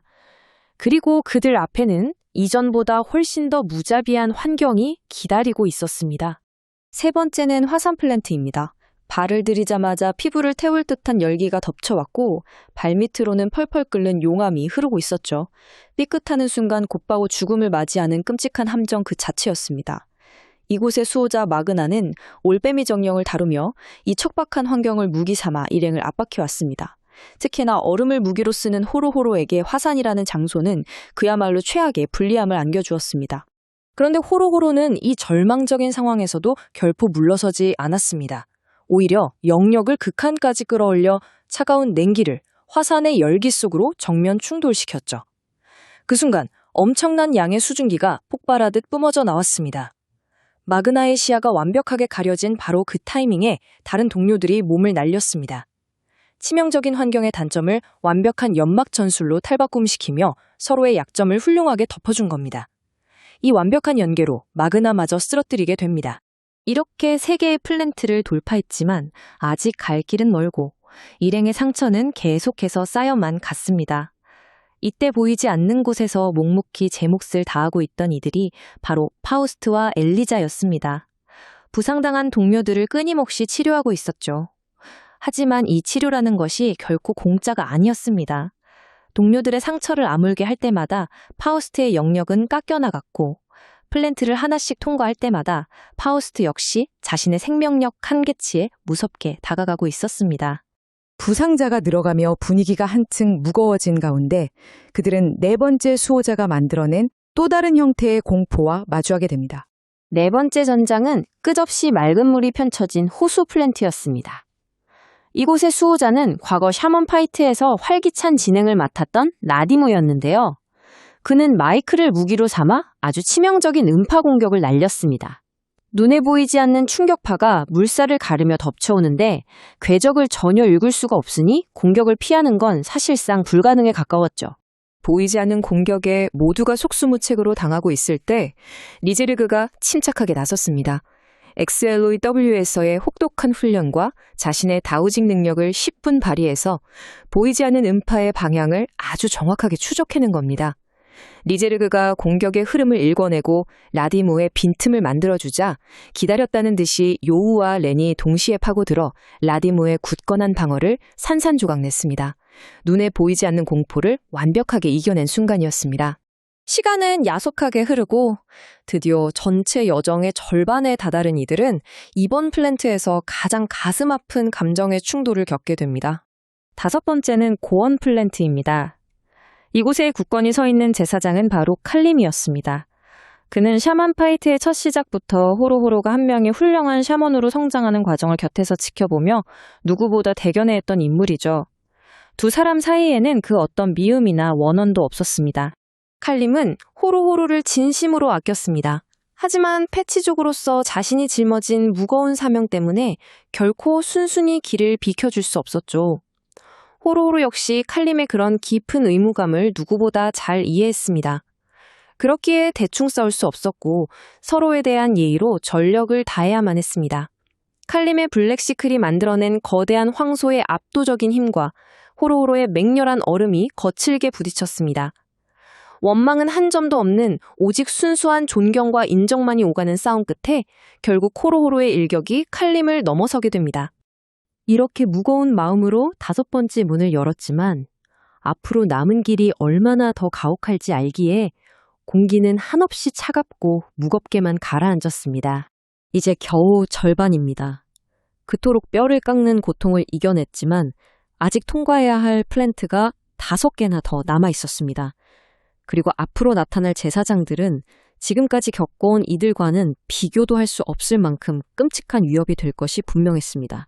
엎친 데 덮친 격으로 요은은 등골이 서늘해지는 불길한 기운을 느낍니다. 잠들어 있던 하오의 거대한 존재감이 서서히 눈을 뜨고 있다는 걸 본능적으로 깨달은 거죠. 남은 시간은 정말이지 얼마 없었습니다. 동료들의 몸은 이미 상처투성이에 지칠 대로 지쳐 있었고 파우스트의 영역도 바닥을 보이고 있었습니다. 육체적으로도 정신적으로도 한계에 다다랐지만 여기서 멈추자고 입을 떼는 사람은 단 한 명도 없었습니다. 이어서 다다르는 6번째 플랜트, 동굴. 한 치 앞도 보이지 않는 그 짙은 어둠 속으로 발을 들이며 일행은 아주 잔혹한 진실을 직감하게 됩니다. 지금까지는 서로의 부족한 점을 채워주는 협동심으로 어떻게든 살아남았지만 이제부터는 그것만으로는 턱없이 부족하다는 사실 말입니다.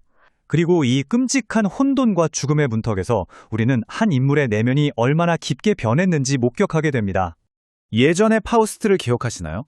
죽은 아내 엘리자에게 병적으로 집착하며 죽음을 거부했던 아주 잔혹하게 싸우던 악당이었죠. 하지만 지금의 그는 완전히 다릅니다. 엘리자의 영혼과 함께 현재라는 시간을 소중히 여기며 새롭게 얻은 동료들을 지키기 위해 기꺼이 자신을 내던지는 헌신적인 의사로 다시 태어났습니다. 빙하 플랜트를 지나면서 파우스트는 자신의 영역을 끊임없이 깎아내며 동료들을 치료합니다.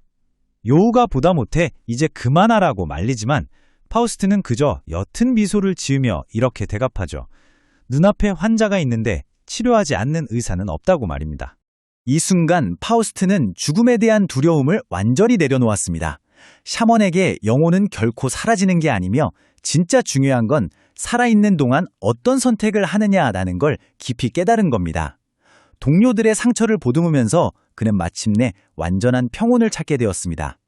하지만 그 평온도 잠시, 일행은 그동안의 전투 방식을 완전히 뒤집어버리는 낯선 전장에 들어서게 됩니다. 이곳은 위아래라는 개념 자체가 사라진 무중력 공간입니다. 게다가 이 플랜트의 수호자는 허공에 흩어진 팀원들의 움직임을 너무나도 쉽게 읽어냈습니다. 중력이 없다 보니 일행의 호흡은 계속해서 어긋났고 섣부른 공격은 곧 치명적인 위기로 돌아왔습니다. 전투의 양상을 보면 참 처절합니다. 요우가 수호자의 공격을 간신히 막아내는 사이 렌이 측면을 노리고 파고들었지만 아주 강력한 반격에 튕겨져 나갑니다. 날아가는 렌을 호로호로가 필사적으로 받아내야만 했죠. 순식간에 진영이 붕괴된 이 절망적인 상황에서 결국 파우스트가 나섭니다. 판을 뒤집을 단 하나의 빈틈을 만들기 위해서 말이죠. 그것은 모든 것을 걸어야만 하는 파우스트의 마지막 선택이었습니다. 요우가 너무 위험하다고 소리치며 말렸지만 파우스트는 멈추지 않았습니다. 그는 엘리자와 함께 오버소울을 전개하며 자신에게 남은 모든 생명력을 그야말로 남김없이 쏟아붓습니다. 상대를 완전히 쓰러뜨리려는 게 아니었습니다. 그저 동료들이 단 한 걸음이라도 나아갈 수 있도록 수호자의 굳건한 방어벽에 아주 작은 균열 하나를 만들어내기 위한 숭고한 희생이었습니다. 요우는 파우스트가 왜 그런 선택을 했는지 그 누구보다 잘 알았습니다. 여기서 머뭇거리면 그의 희생이 아무런 의미를 잃게 된다는 걸 직감했죠. 그래서 요우와 아미다마루를 선두로 렌, 호로호로, 초코로브, 리제르그, 그리고 류까지 일행 모두가 슬픔을 억누르고 동시에 돌진합니다. 이들의 파괴적인 연계 공격은 마침내 수호자의 방어를 산산조각 내버립니다. 모든 싸움이 끝난 뒤 파우스트는 사랑하는 엘리자의 곁에서 아주 평안한 표정으로 눈을 감았습니다. 평소엔 그렇게 시끄럽게 떠들던 초코러브도 불같이 화를 내던 렌마저도 이때만큼은 짙은 침묵을 지켰습니다. 일행은 의사로서 자신의 모든 것을 내어준 그의 마지막 헌신을 가슴 깊이 새기며 말없이 앞을 향해 묵묵히 걸음을 옮겼습니다.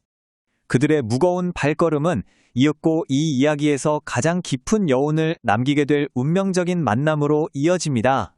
험난한 길의 끝에서 기다리고 있던 건 다름 아닌 실바였습니다. 예전에 요우에게 처음으로 오버소울을 가르쳐주고 이 모든 운명의 길로 그를 이끌었던 패치족 제사장이죠.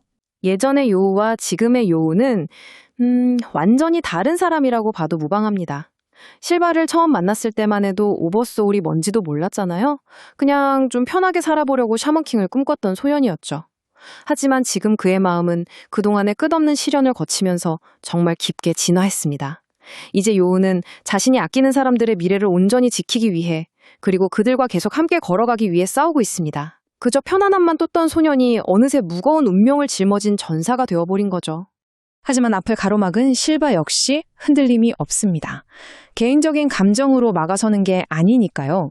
패치족에게는 샤먼 파이트의 승자를 새로운 왕으로 인정하고 그가 완전히 각성할 때까지 무조건 지켜내야 하는 절대적인 사명이 있습니다. 승자가 하오라 해도 그 규칙은 깰 수 없는 거죠. 실바는 실버홈부터 실버테일, 실버로드, 실버윙, 그리고 실버실드까지 각기 다른 능력을 가진 이 5지령을 한꺼번에 불러냅니다. 정말 압도적인 오버소울인데요. 요우는 홀로 이 거대하고 끔찍한 무기고와 맞서야만 합니다. 실버윙의 엄청난 속도와 실버혼의 파괴력이 정면으로 밀고 들어오고 실버실드가 틈없이 방어를 굳히면서 맹공격이 쏟아집니다. 그런데 요우는 너무나도 침착해요. 예전 같았으면 막는 데만 모든 힘을 다 썼겠지만 지금은 자신의 영역을 정말 효율적으로 다룹니다. 딱 필요한 만큼만 최소한으로 움직이면서 치명적인 공격을 쑥 비껴내고 무거운 충격을 그대로 받아낸 다음 그 힘을 아주 자연스럽게 흘려보냅니다. 샤먼에게 마음이 흔들린다는 건 곧 오버소울의 붕괴를 의미하잖아요.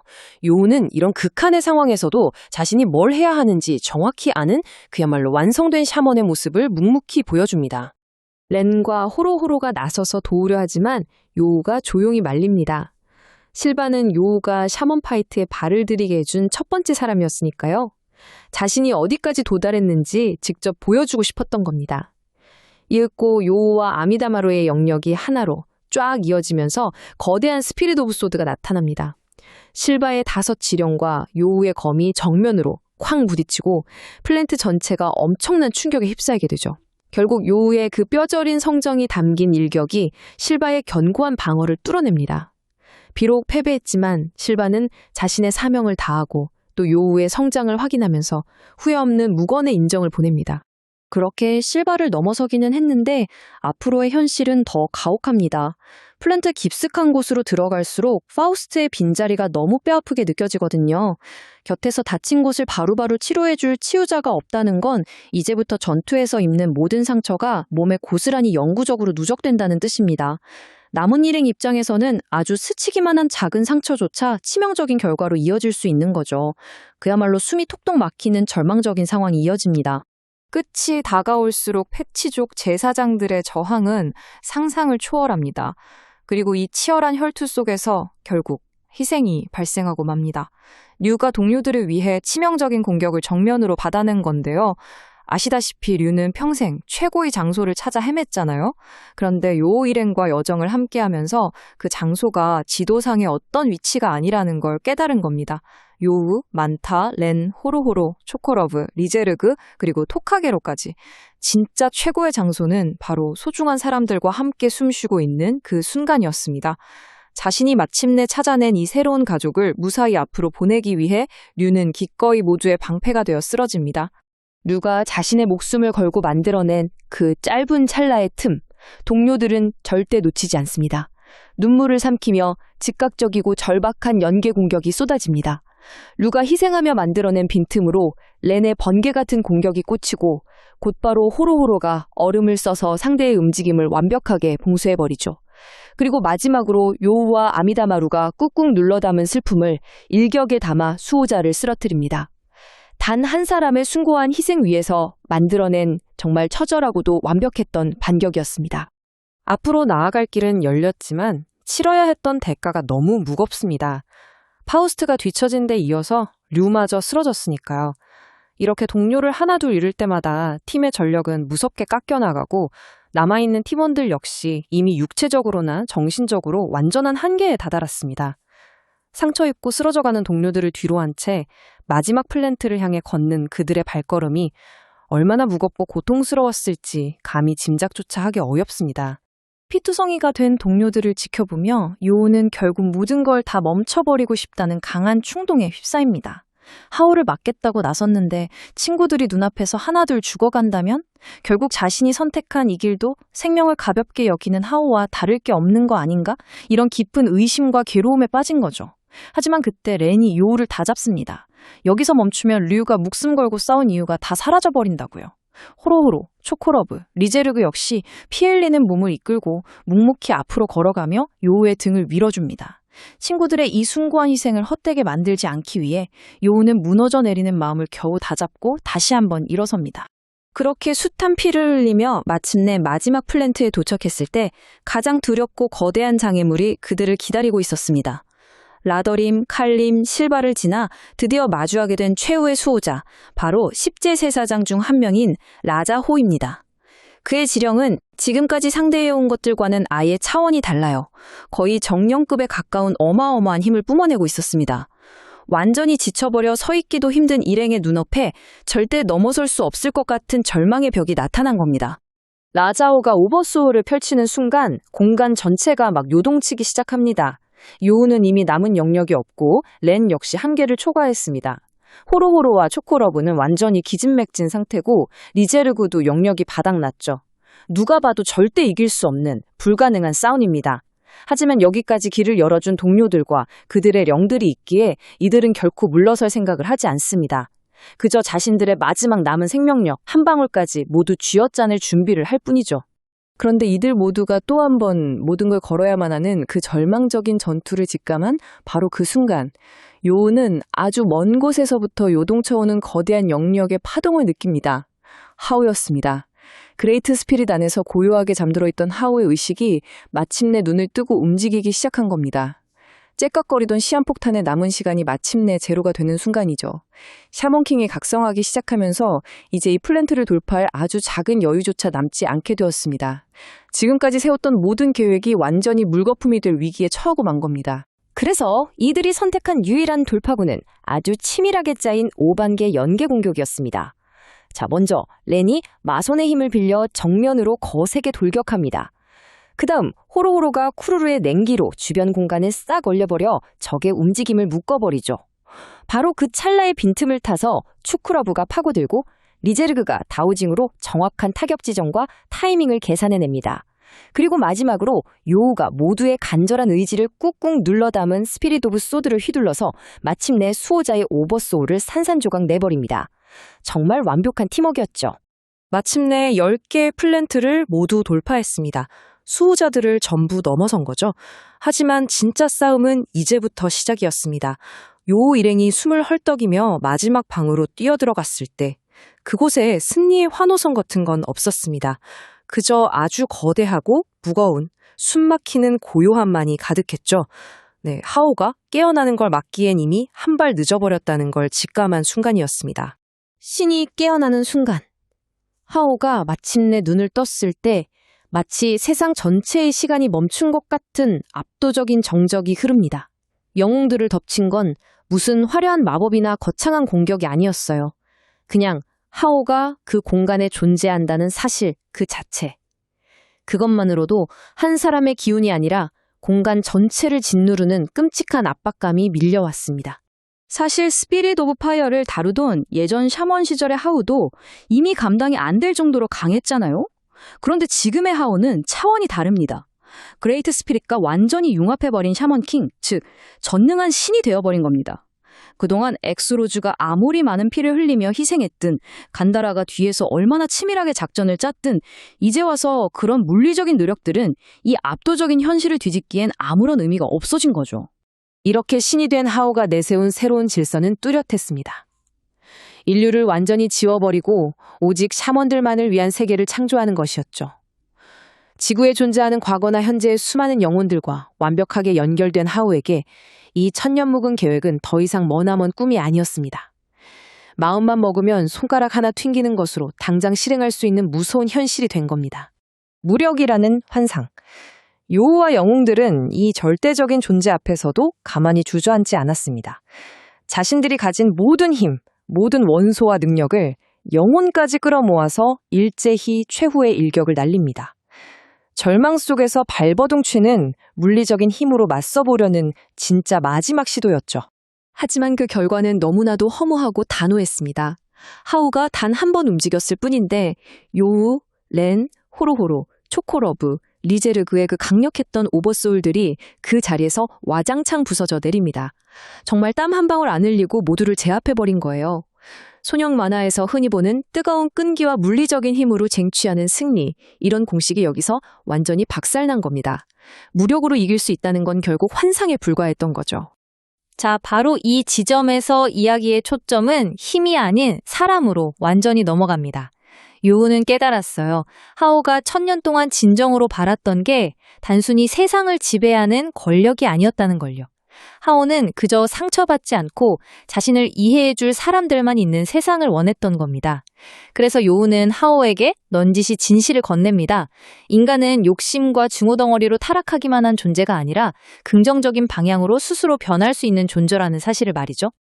요우가 내민 증거는 멀리 있지 않았습니다. 바로 옆에 서 있는 동료들이 그 살아있는 증거였거든요. 영혼을 단순한 도구로만 취급하던 렌은 이제 동료를 위해 기꺼이 목숨을 걸고 있습니다. 남을 상처 입히던 초코로브는 사람들에게 웃음을 주는 길을 택했고요. 복수심에 갇혀있던 리제르그는 새로운 길을 찾았고, 죽음을 거부하던 파우스트는 타인을 살리려고 기꺼이 자신을 희생했습니다. 사람이 얼마나 긍정적으로 변할 수 있는지 그 분명한 궤적을 보여준 겁니다. 하지만 사람의 마음을 전부 읽어버리는 하오는 오히려 요우를 비웃습니다. 하오에게 진짜로 필요했던 건 누군가의 따뜻한 이해가 아니었기 때문이죠.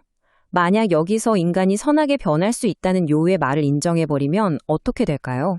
자신이 무려 1000년 동안이나 품여왔던 그 끔찍한 증오와 고통의 시간들이 전부 헛된 것으로 부정당하게 되잖아요.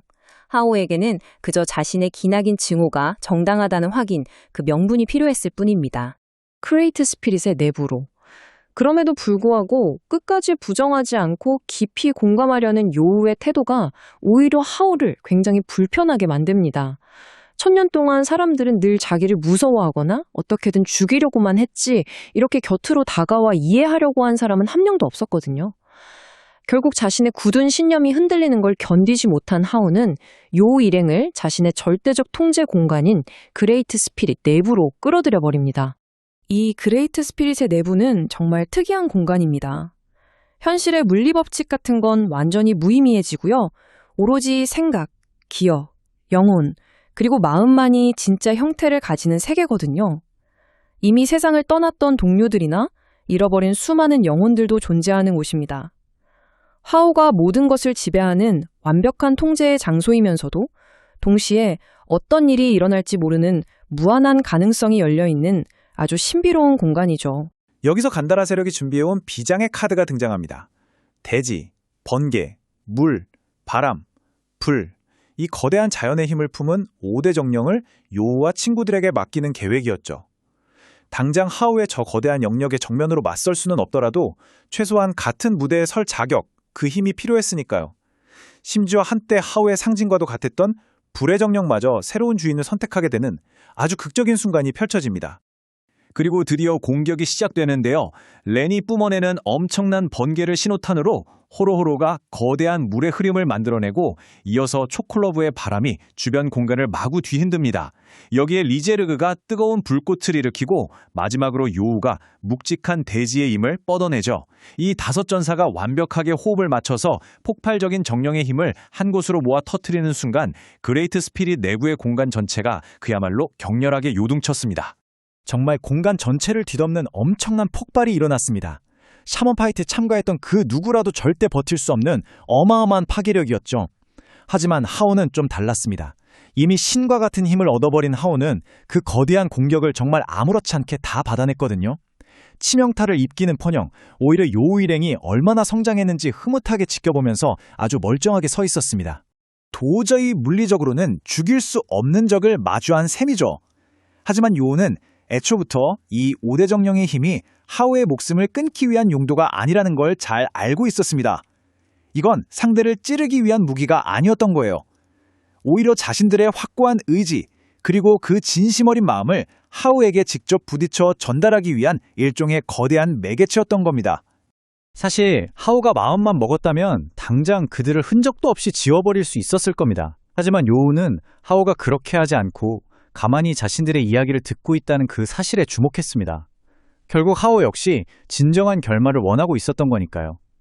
그래서 요우는 인류를 멸망시키겠다는 계획, 그 너머에 숨겨진 하오의 진짜 마음을 향해 담담히 묻습니다. 인간이 다 사라지면 상처받지 않는 세상이 오겠지만 정말 그렇게 되면 너 자신은 행복해질 수 있느냐고 말이죠. 그 물음에 하오는 대답하는 대신 그레이트 스피릿의 힘을 빌려 자신이 지난 1000년 동안 지켜봐온 인간의 끔찍한 역사를 환영으로 보여줍니다. 전쟁과 배신, 끝없는 욕망, 자연 파괴가 반복되는 절망적인 굴레였죠. 하지만 요우는 그 참혹한 광경을 부정하지 않았어요. 자신의 욕망을 위해 남을 짓밟는 인간의 결함을 있는 그대로 인정했습니다. 그러면서도 동시에 사람의 내면에는 분명히 긍정적으로 변화하고 성장할 수 있는 힘이 있다는 쪽에 집중해서 이야기를 이어갑니다. 그 증거로 요우는 가만히 자신의 곁에 있는 동료들을 떠올리죠. 아무런 조건이나 목적 없이 그저 순수한 우정으로 함께해준 많다, 오만한 자존심과 분노를 딛고 훌쩍 성장한 렌, 과거의 크나큰 죄를 깊이 뉘우치는 초코로브, 그 지독한 복수심을 기꺼이 내려놓으려 애쓰는 리제르크, 그리고 언제나 변함없이 자신을 믿어주는 안나까지. 비록 다들 완벽하지 않고 뼈아픈 실수도 했지만 결국 스스로 변화하고 성장하는 길을 선택했다는 걸 하오에게 똑똑히 보여주고 싶었던 겁니다. 이게 참 아이러니한데요. 지난 1000년 동안 하오가 인간의 끔찍한 내면을 속속들이 들여다보게 만들고 결국 인간을 뼛속까지 증오하게 만들었던 그 마음을 읽는 능력이 말입니다. 바로 이 순간만큼은 요우의 깊은 진심에 단 한치의 거짓도 없다는 걸 증명하는 가장 확실한 도구가 됩니다. 요우는 하오의 악행을 무작정 옳다고 하는 게 아니었어요. 그저 진심으로 왜 네가 그런 사람이 될 수밖에 없었는지 그 아픔을 온전히 이해하려고 다가가고 있었던 겁니다. 자신을 덮어놓고 두려워하거나 죽이려고 덤비는 게 아니라 막아서면서도 동시에 진심으로 이해하려 드는 요우의 모습. 이 따뜻한 진심에 그 얼음장 같던 하오의 마음도 드디어 흔들리기 시작합니다. 하오의 마음과 아주 깊게 연결되어 있던 그레이트 스피릿 내부의 공간도 그 감정의 파동이 동조하듯 서서히 요동치기 시작했죠. 그러더니 그 진동이 만들어낸 틈 사이로 세상을 떠났던 영혼들이 하나둘씩 그 모습을 드러냅니다. 그곳엔 수많은 이들이 나타났어요. 플랜트에서 안타깝게 쓰러졌던 사람들, 하오에게 억울하게 목숨을 잃었던 과거의 희생자들 뿐만 아니라 류와 토카로, 파우스트와 엘리자 같은 반가운 동료들의 영혼도 함께 나타났습니다. 비록 육체는 죽어 사라졌을지라도 영혼은 결코 사라지지 않는다는 걸 증명하듯이 말이죠. 요우와 함께 울고 웃었던 사람들의 따뜻한 유대가 이 그레이트 스피릿 안에서 고스란히 이어지고 있었던 겁니다. 초코러브가 갑없게 농담을 툭 던지고 그걸 들은 류가 껄껄 웃고 곁에서 파우스트가 조용히 미소 짓는 풍경. 이 평화로운 광경을 보면서 하오는 완전히 당혹감에 빠집니다. 상처받고 죽음을 맞이한 영혼들이 서로를 원망하고 미워하는 대신 다 같이 어우러져 웃고 있었으니까요. 이건 하오가 무려 1000년이라는 그 길고 긴 세월 동안 겪어온 냉소적이고 잔혹한 세상의 모습과는 너무나도 달랐거든요. 하지만 요우는 잘 알고 있었습니다. 동료들의 따뜻한 마음이 모였다 한들 하오의 차갑게 굳어버린 1000년의 시간을 완전히 녹여낼 수는 없다는 걸요. 이 지독한 증오의 연쇄를 진짜로 끊어내고 하오를 구원하려면 이 모든 아픔이 싹트기 시작했던 가장 최초의 기원까지 거슬러 올라가야만 했습니다. 사람들의 추악한 마음을 읽게 되며 겪었던 고통이나 세상에 박해당했던 기억보다 훨씬 더 깊은 곳에 골마 있는 진짜 상처. 그것은 세상에서 가장 사랑했던 어머니를 너무나 일찍 떠나보내야만 했던 한 어린 소년의 슬프고 무기력한 기억이었습니다. 그것이 이 1000년의 증오를 낳은 진짜 뿌리였던 겁니다. 하오가 세상에서 가장 강력한 존재가 되겠다고 3번이나 죽고 다시 태어나며 기어이 그레이트 스피릿까지 손에 넣었지만 그렇게 1000년을 발버둥 치면서도 끝내 구하지 못했던 단 한 사람. 수많은 영혼이 일렁이는 그레이트 스피릿의 고요한 공간 속에서 어린 하오를 지금의 길로 이끌었던 가장 오래된 상처이자 그리움. 어머니, 아사노하가 서서히 그 모습을 드러냅니다. 어머니의 모습을 본 순간 하오의 얼굴에서는 처음으로 모든 여유가 사라집니다. 온 세상을 자신의 뜻대로 지우고 다시 그릴 수 있는 절대적인 힘을 가졌음에도 어머니 앞에서는 마치 어린아이처럼 아무 말도 하지 못한 채 멈춰섰습니다. 자신감으로 가득 찼던 그의 모습이 순식간에 흔들리는 순간입니다. 그렇다면 그가 왜 인간을 향해 그토록 깊은 분노를 품게 되었는지 그 기원을 잠시 거슬러 올라가 보겠습니다. 1000년 전 하오는 그저 두려움에 빠진 인간들에게 어머니를 잃은 특별하고도 가엾은 아이였습니다. 이 끔찍한 어린 시절의 트라우마와 어머니의 죽음은 그의 영혼에 아주 깊은 상흔을 남겼습니다. 그렇게 수십 년의 시간이 흐르고 성장하면서 그는 사람들의 마음을 읽는 능력을 통해 인간의 깊은 위선과 어둠을 깨닫게 되죠. 겉과 속이 다른 인간의 흉악함에 압도된 채로 자라난 그는 결국 인류 자체가 세상의 병폐라는 결론을 내리게 됩니다. 그리고 마침내 궁극적인 승리를 거머쥐며 인류 말살 계획을 실행에 옮기려 했던 것입니다. 인간이 문제다. 자연을 파괴하고 샤먼들을 고통받게 한다. 인간을 지워야 한다. 이 문장은 그의 절대적인 진리가 되었습니다. 겉으로는 친절하게 웃으면서도 마음속으로는 증오와 탐욕을 품고 거짓말을 하는 인간들의 추악한 마음을 그는 원치 않게 1000년 동안 끊임없이 들어야만 했습니다. 어머니를 잃은 날카로운 상처 위에 사람들의 어두운 마음이 얼음결정처럼 겹겹이 쌓여갔고 결국 그 차가운 절망은 1000년이라는 세월을 거치며 그 누구도 깰 수 없는 단단한 증오의 벽으로 굳어져 버린 겁니다. 이제 물리적인 충돌이 아닌 치유를 향한 예상치 못한 대면이 시작됩니다. 사실 하오에게 진정으로 필요했던 것은 자신을 꺾을 수 있는 더 강한 적이 아니었습니다. 그저 무한한 힘의 폭주를 멈춰주고 그의 깊은 고통과 외로움을 알아줄 단 한 사람이 필요했을 뿐입니다. 아사노아는 세상에서 가장 두렵고 거대한 존재가 된 아들에게 다가가 그 어떤 마법이나 주술도 없이 그저 엇나간 어린아이를 대하듯 조용히 꾸짖습니다. 그녀는 하오가 오랜 세월 동안 상처받고 외로웠다는 사실을 다정하게 인정해주면서도 그 고통이 다른 수많은 생명들을 없애버려도 된다는 면죄부가 될 수는 없다고 단호하게 선을 긋습니다. 이제 하오는 두 가지 길 앞에 서게 됩니다. 자신의 행동이 옳았음을 증명하기 위해 1000년 동안 품어온 복수를 끝까지 이어갈 것인가, 아니면 1000년의 폭력이 결국 잘못되었음을 인정하고 지금 이 순간 모든 것을 멈출 것인가. 이 선택이 의미하는 바는 바로 하오의 가장 깊은 내면적 두려움과 맞닿아 있습니다. 만약 그가 여기서 인류 파괴를 멈춘다면 자신이 1000년 동안 목숨을 걸고 매달려온 그 모든 여정이 거대한 실수였다는 뼈아픈 진실을 스스로 마주해야만 하기 때문입니다. 이 절대적인 절망에 맞서 변화를 증명한 동료들의 이야기가 이어집니다. 요우는 무기 하나 없이 하오에게 다가가 그의 친구들의 마음을 읽어보라면 하오 스스로 선택할 기회를 줍니다. 렌은 평생을 지배했던 증오로 가득 찬 삶을 스스로 극복해냈습니다.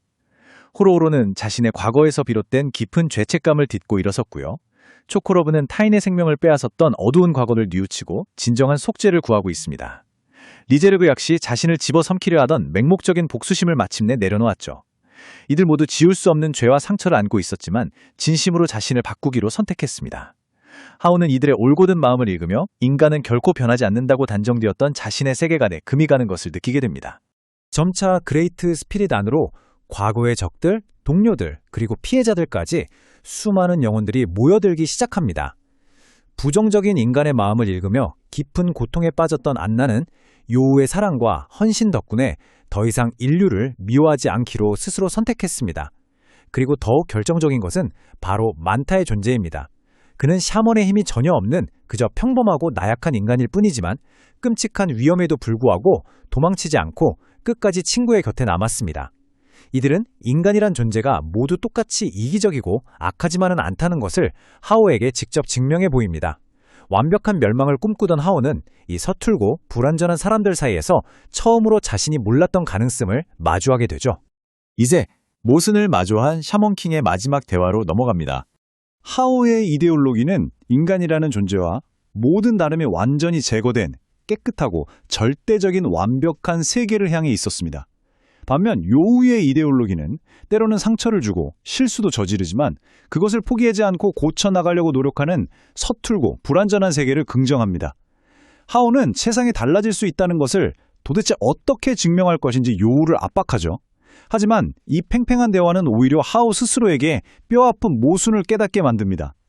자신과 생각이 다르다는 이유로 모든 생명을 지워버려 완벽한 세계를 만들겠다는 그의 잔혹한 방식이 사실 그가 어린 시절 그토록 증오하고 경멸했던 인간들의 폭력적인 모습과 본질적으로 다를 바가 없다는 것을 깨닫게 된 것입니다. 모른다. 하지만 살아가면서 고쳐나가면 되는 거다. 요우가 하오에게 남긴 이 대답은 매우 정직합니다. 요우는 인간이 미래에 다시 잘못을 저지르지 않을 것이라고 섣부르게 장담하거나 거짓말을 하지 않았습니다. 모든 것을 안다고 자만하는 대신 모른다고 솔직하게 인정하죠. 단번에 폭력으로 완벽한 세상을 강제하는 것보다 불완전하더라도 하루하루 살아가면서 상처를 보듬고 조금씩 더 나은 방향으로 고쳐나가는 그 일상적인 힘을 믿기로 한 것입니다. 아사노아가 하오를 따뜻하게 안아줍니다. 그 순간 1000년을 살며 신이 된 절대자는 마침내 눈물을 흘리며 다시 연약하고 외로운 아이로 돌아갑니다. 1000년 동안 겹겹이 쌓아 올렸던 거대한 감정의 벽과 증오가 어머니의 품 안에서 완전히 무너져 내리는 순간입니다. 하오는 세상을 멸망시킬 가장 강한 존재에서 어머니를 잃고 오랜 시간 슬픔을 품고 살아온 한 명의 아이로서 참아왔던 눈물을 쏟아냅니다. 그리고 그는 인류를 즉시 지워버리는 대신 이 불완전한 사람들이 정말로 스스로를 변화시킬 수 있는지 지켜보며 기다려주기로 그 어렵고도 외로운 결정을 내리게 됩니다. 멈춰선 하오와 앞으로 나아갈 미래의 이야기, 그 결말을 맺을 시간입니다. 이것이 모든 갈등이 한순간에 사라지는 완벽한 동화 속 해피엔딩은 아닙니다. 하오가 갑자기 인류를 사랑하게 된 것도 아니며 그가 1000년간 저지른 파괴적인 과거가 없었던 일이 되는 것도 아니죠. 하지만 가장 중요한 사실은 1000년 동안 단 한 번도 멈추지 않고 맹렬하게 타오르던 하오의 분노가 처음으로 멈춰 섰다는 것입니다. 그는 그레이트 스피릿과 함께 그곳에 남아 인류가 스스로 한 약속을 지켜나가는지 묵묵히 지켜보기로 합니다. 절대자의 기다림 덕분에 인간에게는 마침내 내일이라는 미래가 주어졌습니다. 가장 먼저 토너먼트의 거대한 싸움은 막을 내렸지만 인간의 본성을 바꾸기 위한 진짜 싸움은 바로 이 순간부터 조용히 시작되었습니다. 많은 분들이 아시다시피 결국 요우는 샤먼킹이 되지 못했죠. 샤먼킹의 자리에 오른 건 바로 하오였습니다. 하지만 하오는 인류를 멸망시키는 대신 요우와 친구들에게 자신들의 그 약속을 직접 증명해보라며 아주 무거운 책임을 넘겨주었습니다. 세상이 조금씩 나아질 수 있다는 그들의 말이 그저 헛된 희망으로 끝나지 않으려면 이제는 스스로 움직여서 보여줘야만 했습니다. 누군가를 쓰러뜨린 완전한 승리가 아니라 길고 긴 증명의 시간이 새롭게 열린 셈입니다. 그레이트 스피릿 안에서의 모든 싸움이 끝나고 플랜트 전투에서 목숨을 잃었던 동료들에게 다시 살아갈 기회가 주어졌습니다. 수많은 영혼과 힘이 연결되면서 유와 토카게로, 파우스트와 엘리자 등 쓰러졌던 이들이 기적처럼 현실로 돌아왔죠. 죽음과 부활을 겪으면서 이들에게 죽음은 더 이상 영원하고 절대적인 끝이 아니게 되었습니다. 하지만 그렇다고 해서 생명이 가벼워진 건 결코 아니었습니다. 언젠가는 끝이 있다는 걸 너무나 잘 알기에 지금 함께 숨쉬고 곁에 있는 이 시간이 얼마나 소중한 것인지 뼛속 깊이 깨닫게 된 겁니다. 그렇게 그레이트 스피릿 밖으로 나온 요우의 동료들은 다시 일상으로 돌아가 각자만의 새로운 길을 묵묵히 걷기 시작합니다. 요우의 꿈도 큰 변화를 맞이했습니다. 원래 요우가 원했던 건 그저 매일 음악이나 들으며 느긋하고 편하게 사는 거였죠.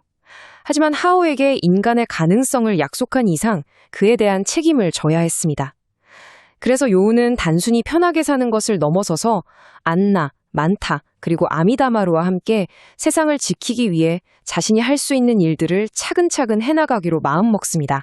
렌 역시 자신만의 길을 찾아 돌아갔습니다. 과거의 렌을 떠올려 보면 타오 가문의 짙은 중호 속에서 자라면서 상대를 무조건 쓰러뜨리는 절대적인 힘만이 전부라고 믿었었죠. 하지만 요우와 동료들을 만나면서 혼자가 아니어도 충분히 강할 수 있다는 걸 배웠습니다. 이제 렌에게 진정한 강함이란 소중한 사람을 지키는 것, 그리고 가문 대대로 이어져 내려온 그 끔찍한 증오의 사슬을 바로 자신에 대해서 끊어내는 것을 의미하게 되었습니다. 호로호로와 초코러브의 이야기도 참 뭉클하게 이어지는데요. 호로호로는 샤먼킹이 되지는 못했지만 자신의 오랜 꿈을 포기하지 않았습니다. 자연을 지키면서 자신의 두 손으로 직접 코르포클들을 위한 거대한 머위바트를 일궈나가기 시작했죠. 초코러브 역시 자신이 사람들에게 남겼던 깊은 상처와 어두운 과거를 억지로 지우려 하지 않았습니다.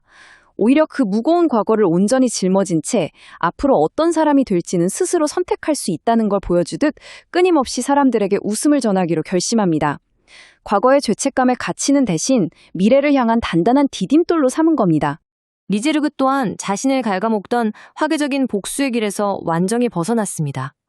오직 하오를 죽이는 것만이 삶의 목적이었던 그였지만 하오가 샤먼킹이 된 결말을 차분히 받아들이게 되죠. 부모님이 남겨주신 소중한 삶을 그저 복수로만 끝내지 않고 엑스터레이트에서 배운 정의와 요우에게서 배운 이해하는 마음을 바탕으로 사람들을 지키고 진실을 찾는 데 자신의 힘을 쓰기로 합니다. 이렇게 각자의 삶이 이어지면서 이야기 속의 시간은 부지런히 흘러갑니다. 과거의 영웅들과 훗날 미래를 살아갈 아이들을 이어주는 징검다리가 놓이게 되죠. 샤먼 파이츠가 끝나고 수년의 시간이 흐르는 동안 각자의 삶에 충실하던 이들은 어느새 훌쩍 어른이 되었습니다. 그리고 한 세대가 지나 요우와 안나 사이에서는 아사쿠라 하나, 렌과 잔느 사이에서는 타오 맨이라는 아이들이 태어납니다. 과거 하오와 목숨 걸고 싸웠던 이들이 이제는 부모가 되어서 다음 세대를 바라보게 된 건데요. 진정한 세상의 변화란 단숨에 이루어지는 마법 같은 게 아니라 이렇게 세대와 세대를 거치며 아주 천천히 이루어진다는 걸 조용히 보여주고 있습니다. 부모가 된 요우는 아들 하나에게 샤먼킹이 되라거나 자신과 똑같은 길을 걸으라고 결코 강요하지 않았습니다. 하오와 혈연으로 이어진 그 특별하고도 무거운 운명을 안고 태어났음에도 말이죠. 요 자신이 과거에 수많은 사람들을 만나면서 자유롭게 자신의 길을 선택했던 것처럼 아들 역시 자신이 진짜 원하는 삶을 스스로 선택하며 살아가기를 진심으로 바랐습니다. 하지만 인간 세계의 현실은 냉혹했습니다. 세상은 결코 완벽하게 고쳐지지 않았죠. 샤먼 파이트가 끝난 뒤에도 지구 곳곳에서는 여전히 전쟁이 계속되었고 자연은 끊임없이 파괴되고 있었으며 사람들은 서로 헐뜯고 다투었습니다. 과거 하오가 인간을 혐오했던 그 이유들이 현실에서 전혀 사라지지 않은 겁니다. 결국 세상을 바꾼다는 건 눈앞에 강한 적을 쓰러뜨리는 것보다 훨씬 더 길고 고통스러운 과정이었습니다. 사람 스스로가 변해야만 하는 문제였기에 요오와 친구들은 당장 완벽하게 성공하지 못할지라도 어제보다 조금씩 더 나아지기 위해 묵묵히 노력을 이어가야만 했습니다. 그렇게 또 한 번의 기나긴 시간이 흐른 뒤 다시 한자리에 모인 영웅들의 모습이 그려집니다. 모든 이야기가 시작되었던 바로 그 묘지에서 각자의 길을 걷던 친구들이 오랜만에 재회했습니다. 다들 나이도 먹고 각자의 가족도 생겼지만 참 놀랍게도 그들의 본 모습은 옛날 그대로였습니다.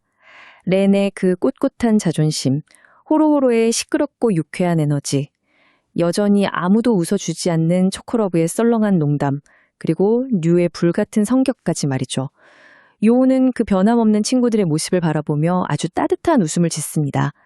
무심하게 세월이 흘렀어도 그들 중심에 자리 잡은 끈끈한 유대감은 단 하나도 변하지 않았던 겁니다. 만타와 요우가 그 길고 험난했던 여행의 끝에서 깨달은 건 세상에서 가장 중요한 것이 압도적인 힘이나 샤먼킹이라는 화려한 왕자가 아니라는 사실이었습니다. 요우의 진짜 보물은 바로 안나, 만타, 아미다마루, 그리고 곁에서 함께 싸워준 소중한 친구들이었죠. 자신이 곁에 두고 평생을 함께할 이 사람들과 또 이들이 살아갈 세상을 지켜냈다는 것. 그것 하나만으로도 요우는 자신의 선택을 결코 후회하지 않았습니다. 친구들이 웃고 떠드는 이 평화로운 순간을 저 멀리 그레이트 스피릿에서 하오가 조용히 내려다보고 있습니다. 1000년이라는 긴 시간 동안 오직 자신만이 옳다고 믿었던 하오가 처음으로 자신이 틀렸을지도 모른다는 그 가능성을 순순히 받아들였습니다. 인간들이 또다시 욕심을 부리고 뻔한 실수를 반복하더라도 언젠가 잘못을 뉘우치고 스스로 변할 수 있을지 그 답을 확인하기 위해 하오는 그 누구보다 깊고 긴 인내심을 가지고 이 세상을 가만히 지켜보고 있는 것입니다. 이 크고 무거운 세상의 흐름 속에서도 요우는 언제나 그랬듯 지나치게 걱정하지 않고 참 편안하고 낙관적인 태도를 유지합니다. 어떻게든 될 테니까요. 미래를 미리 다 알 수는 없고 살다 보면 전혀 예상치 못한 실패를 겪을 수도 있겠지만 혼자가 아니기에 그때 가서 다 함께 다시 방법을 찾으면 된다고 굳게 믿는 거죠. 사람과 영원히 만나고 그 아름다운 인연이 다음 세대로 계속해서 이어질 테니까 말입니다. 요우와 친구들의 험난했던 샤먼 파이트는 막을 내렸고 이제 새로운 세대의 낯선 이야기가 조용히 막을 올렸습니다. 인류가 과연 요우의 약속대로 진정으로 변화할 수 있을지 아니면 또다시 과거의 어리석은 실수를 반복하게 될지 하오는 저 아득한 우주 너머에서 묵묵히 그 대답을 기다리고 있습니다. 모든 걸 품은 듯한 요우의 이야기는 이렇게 평온한 여운을 남기며 끝을 맺습니다.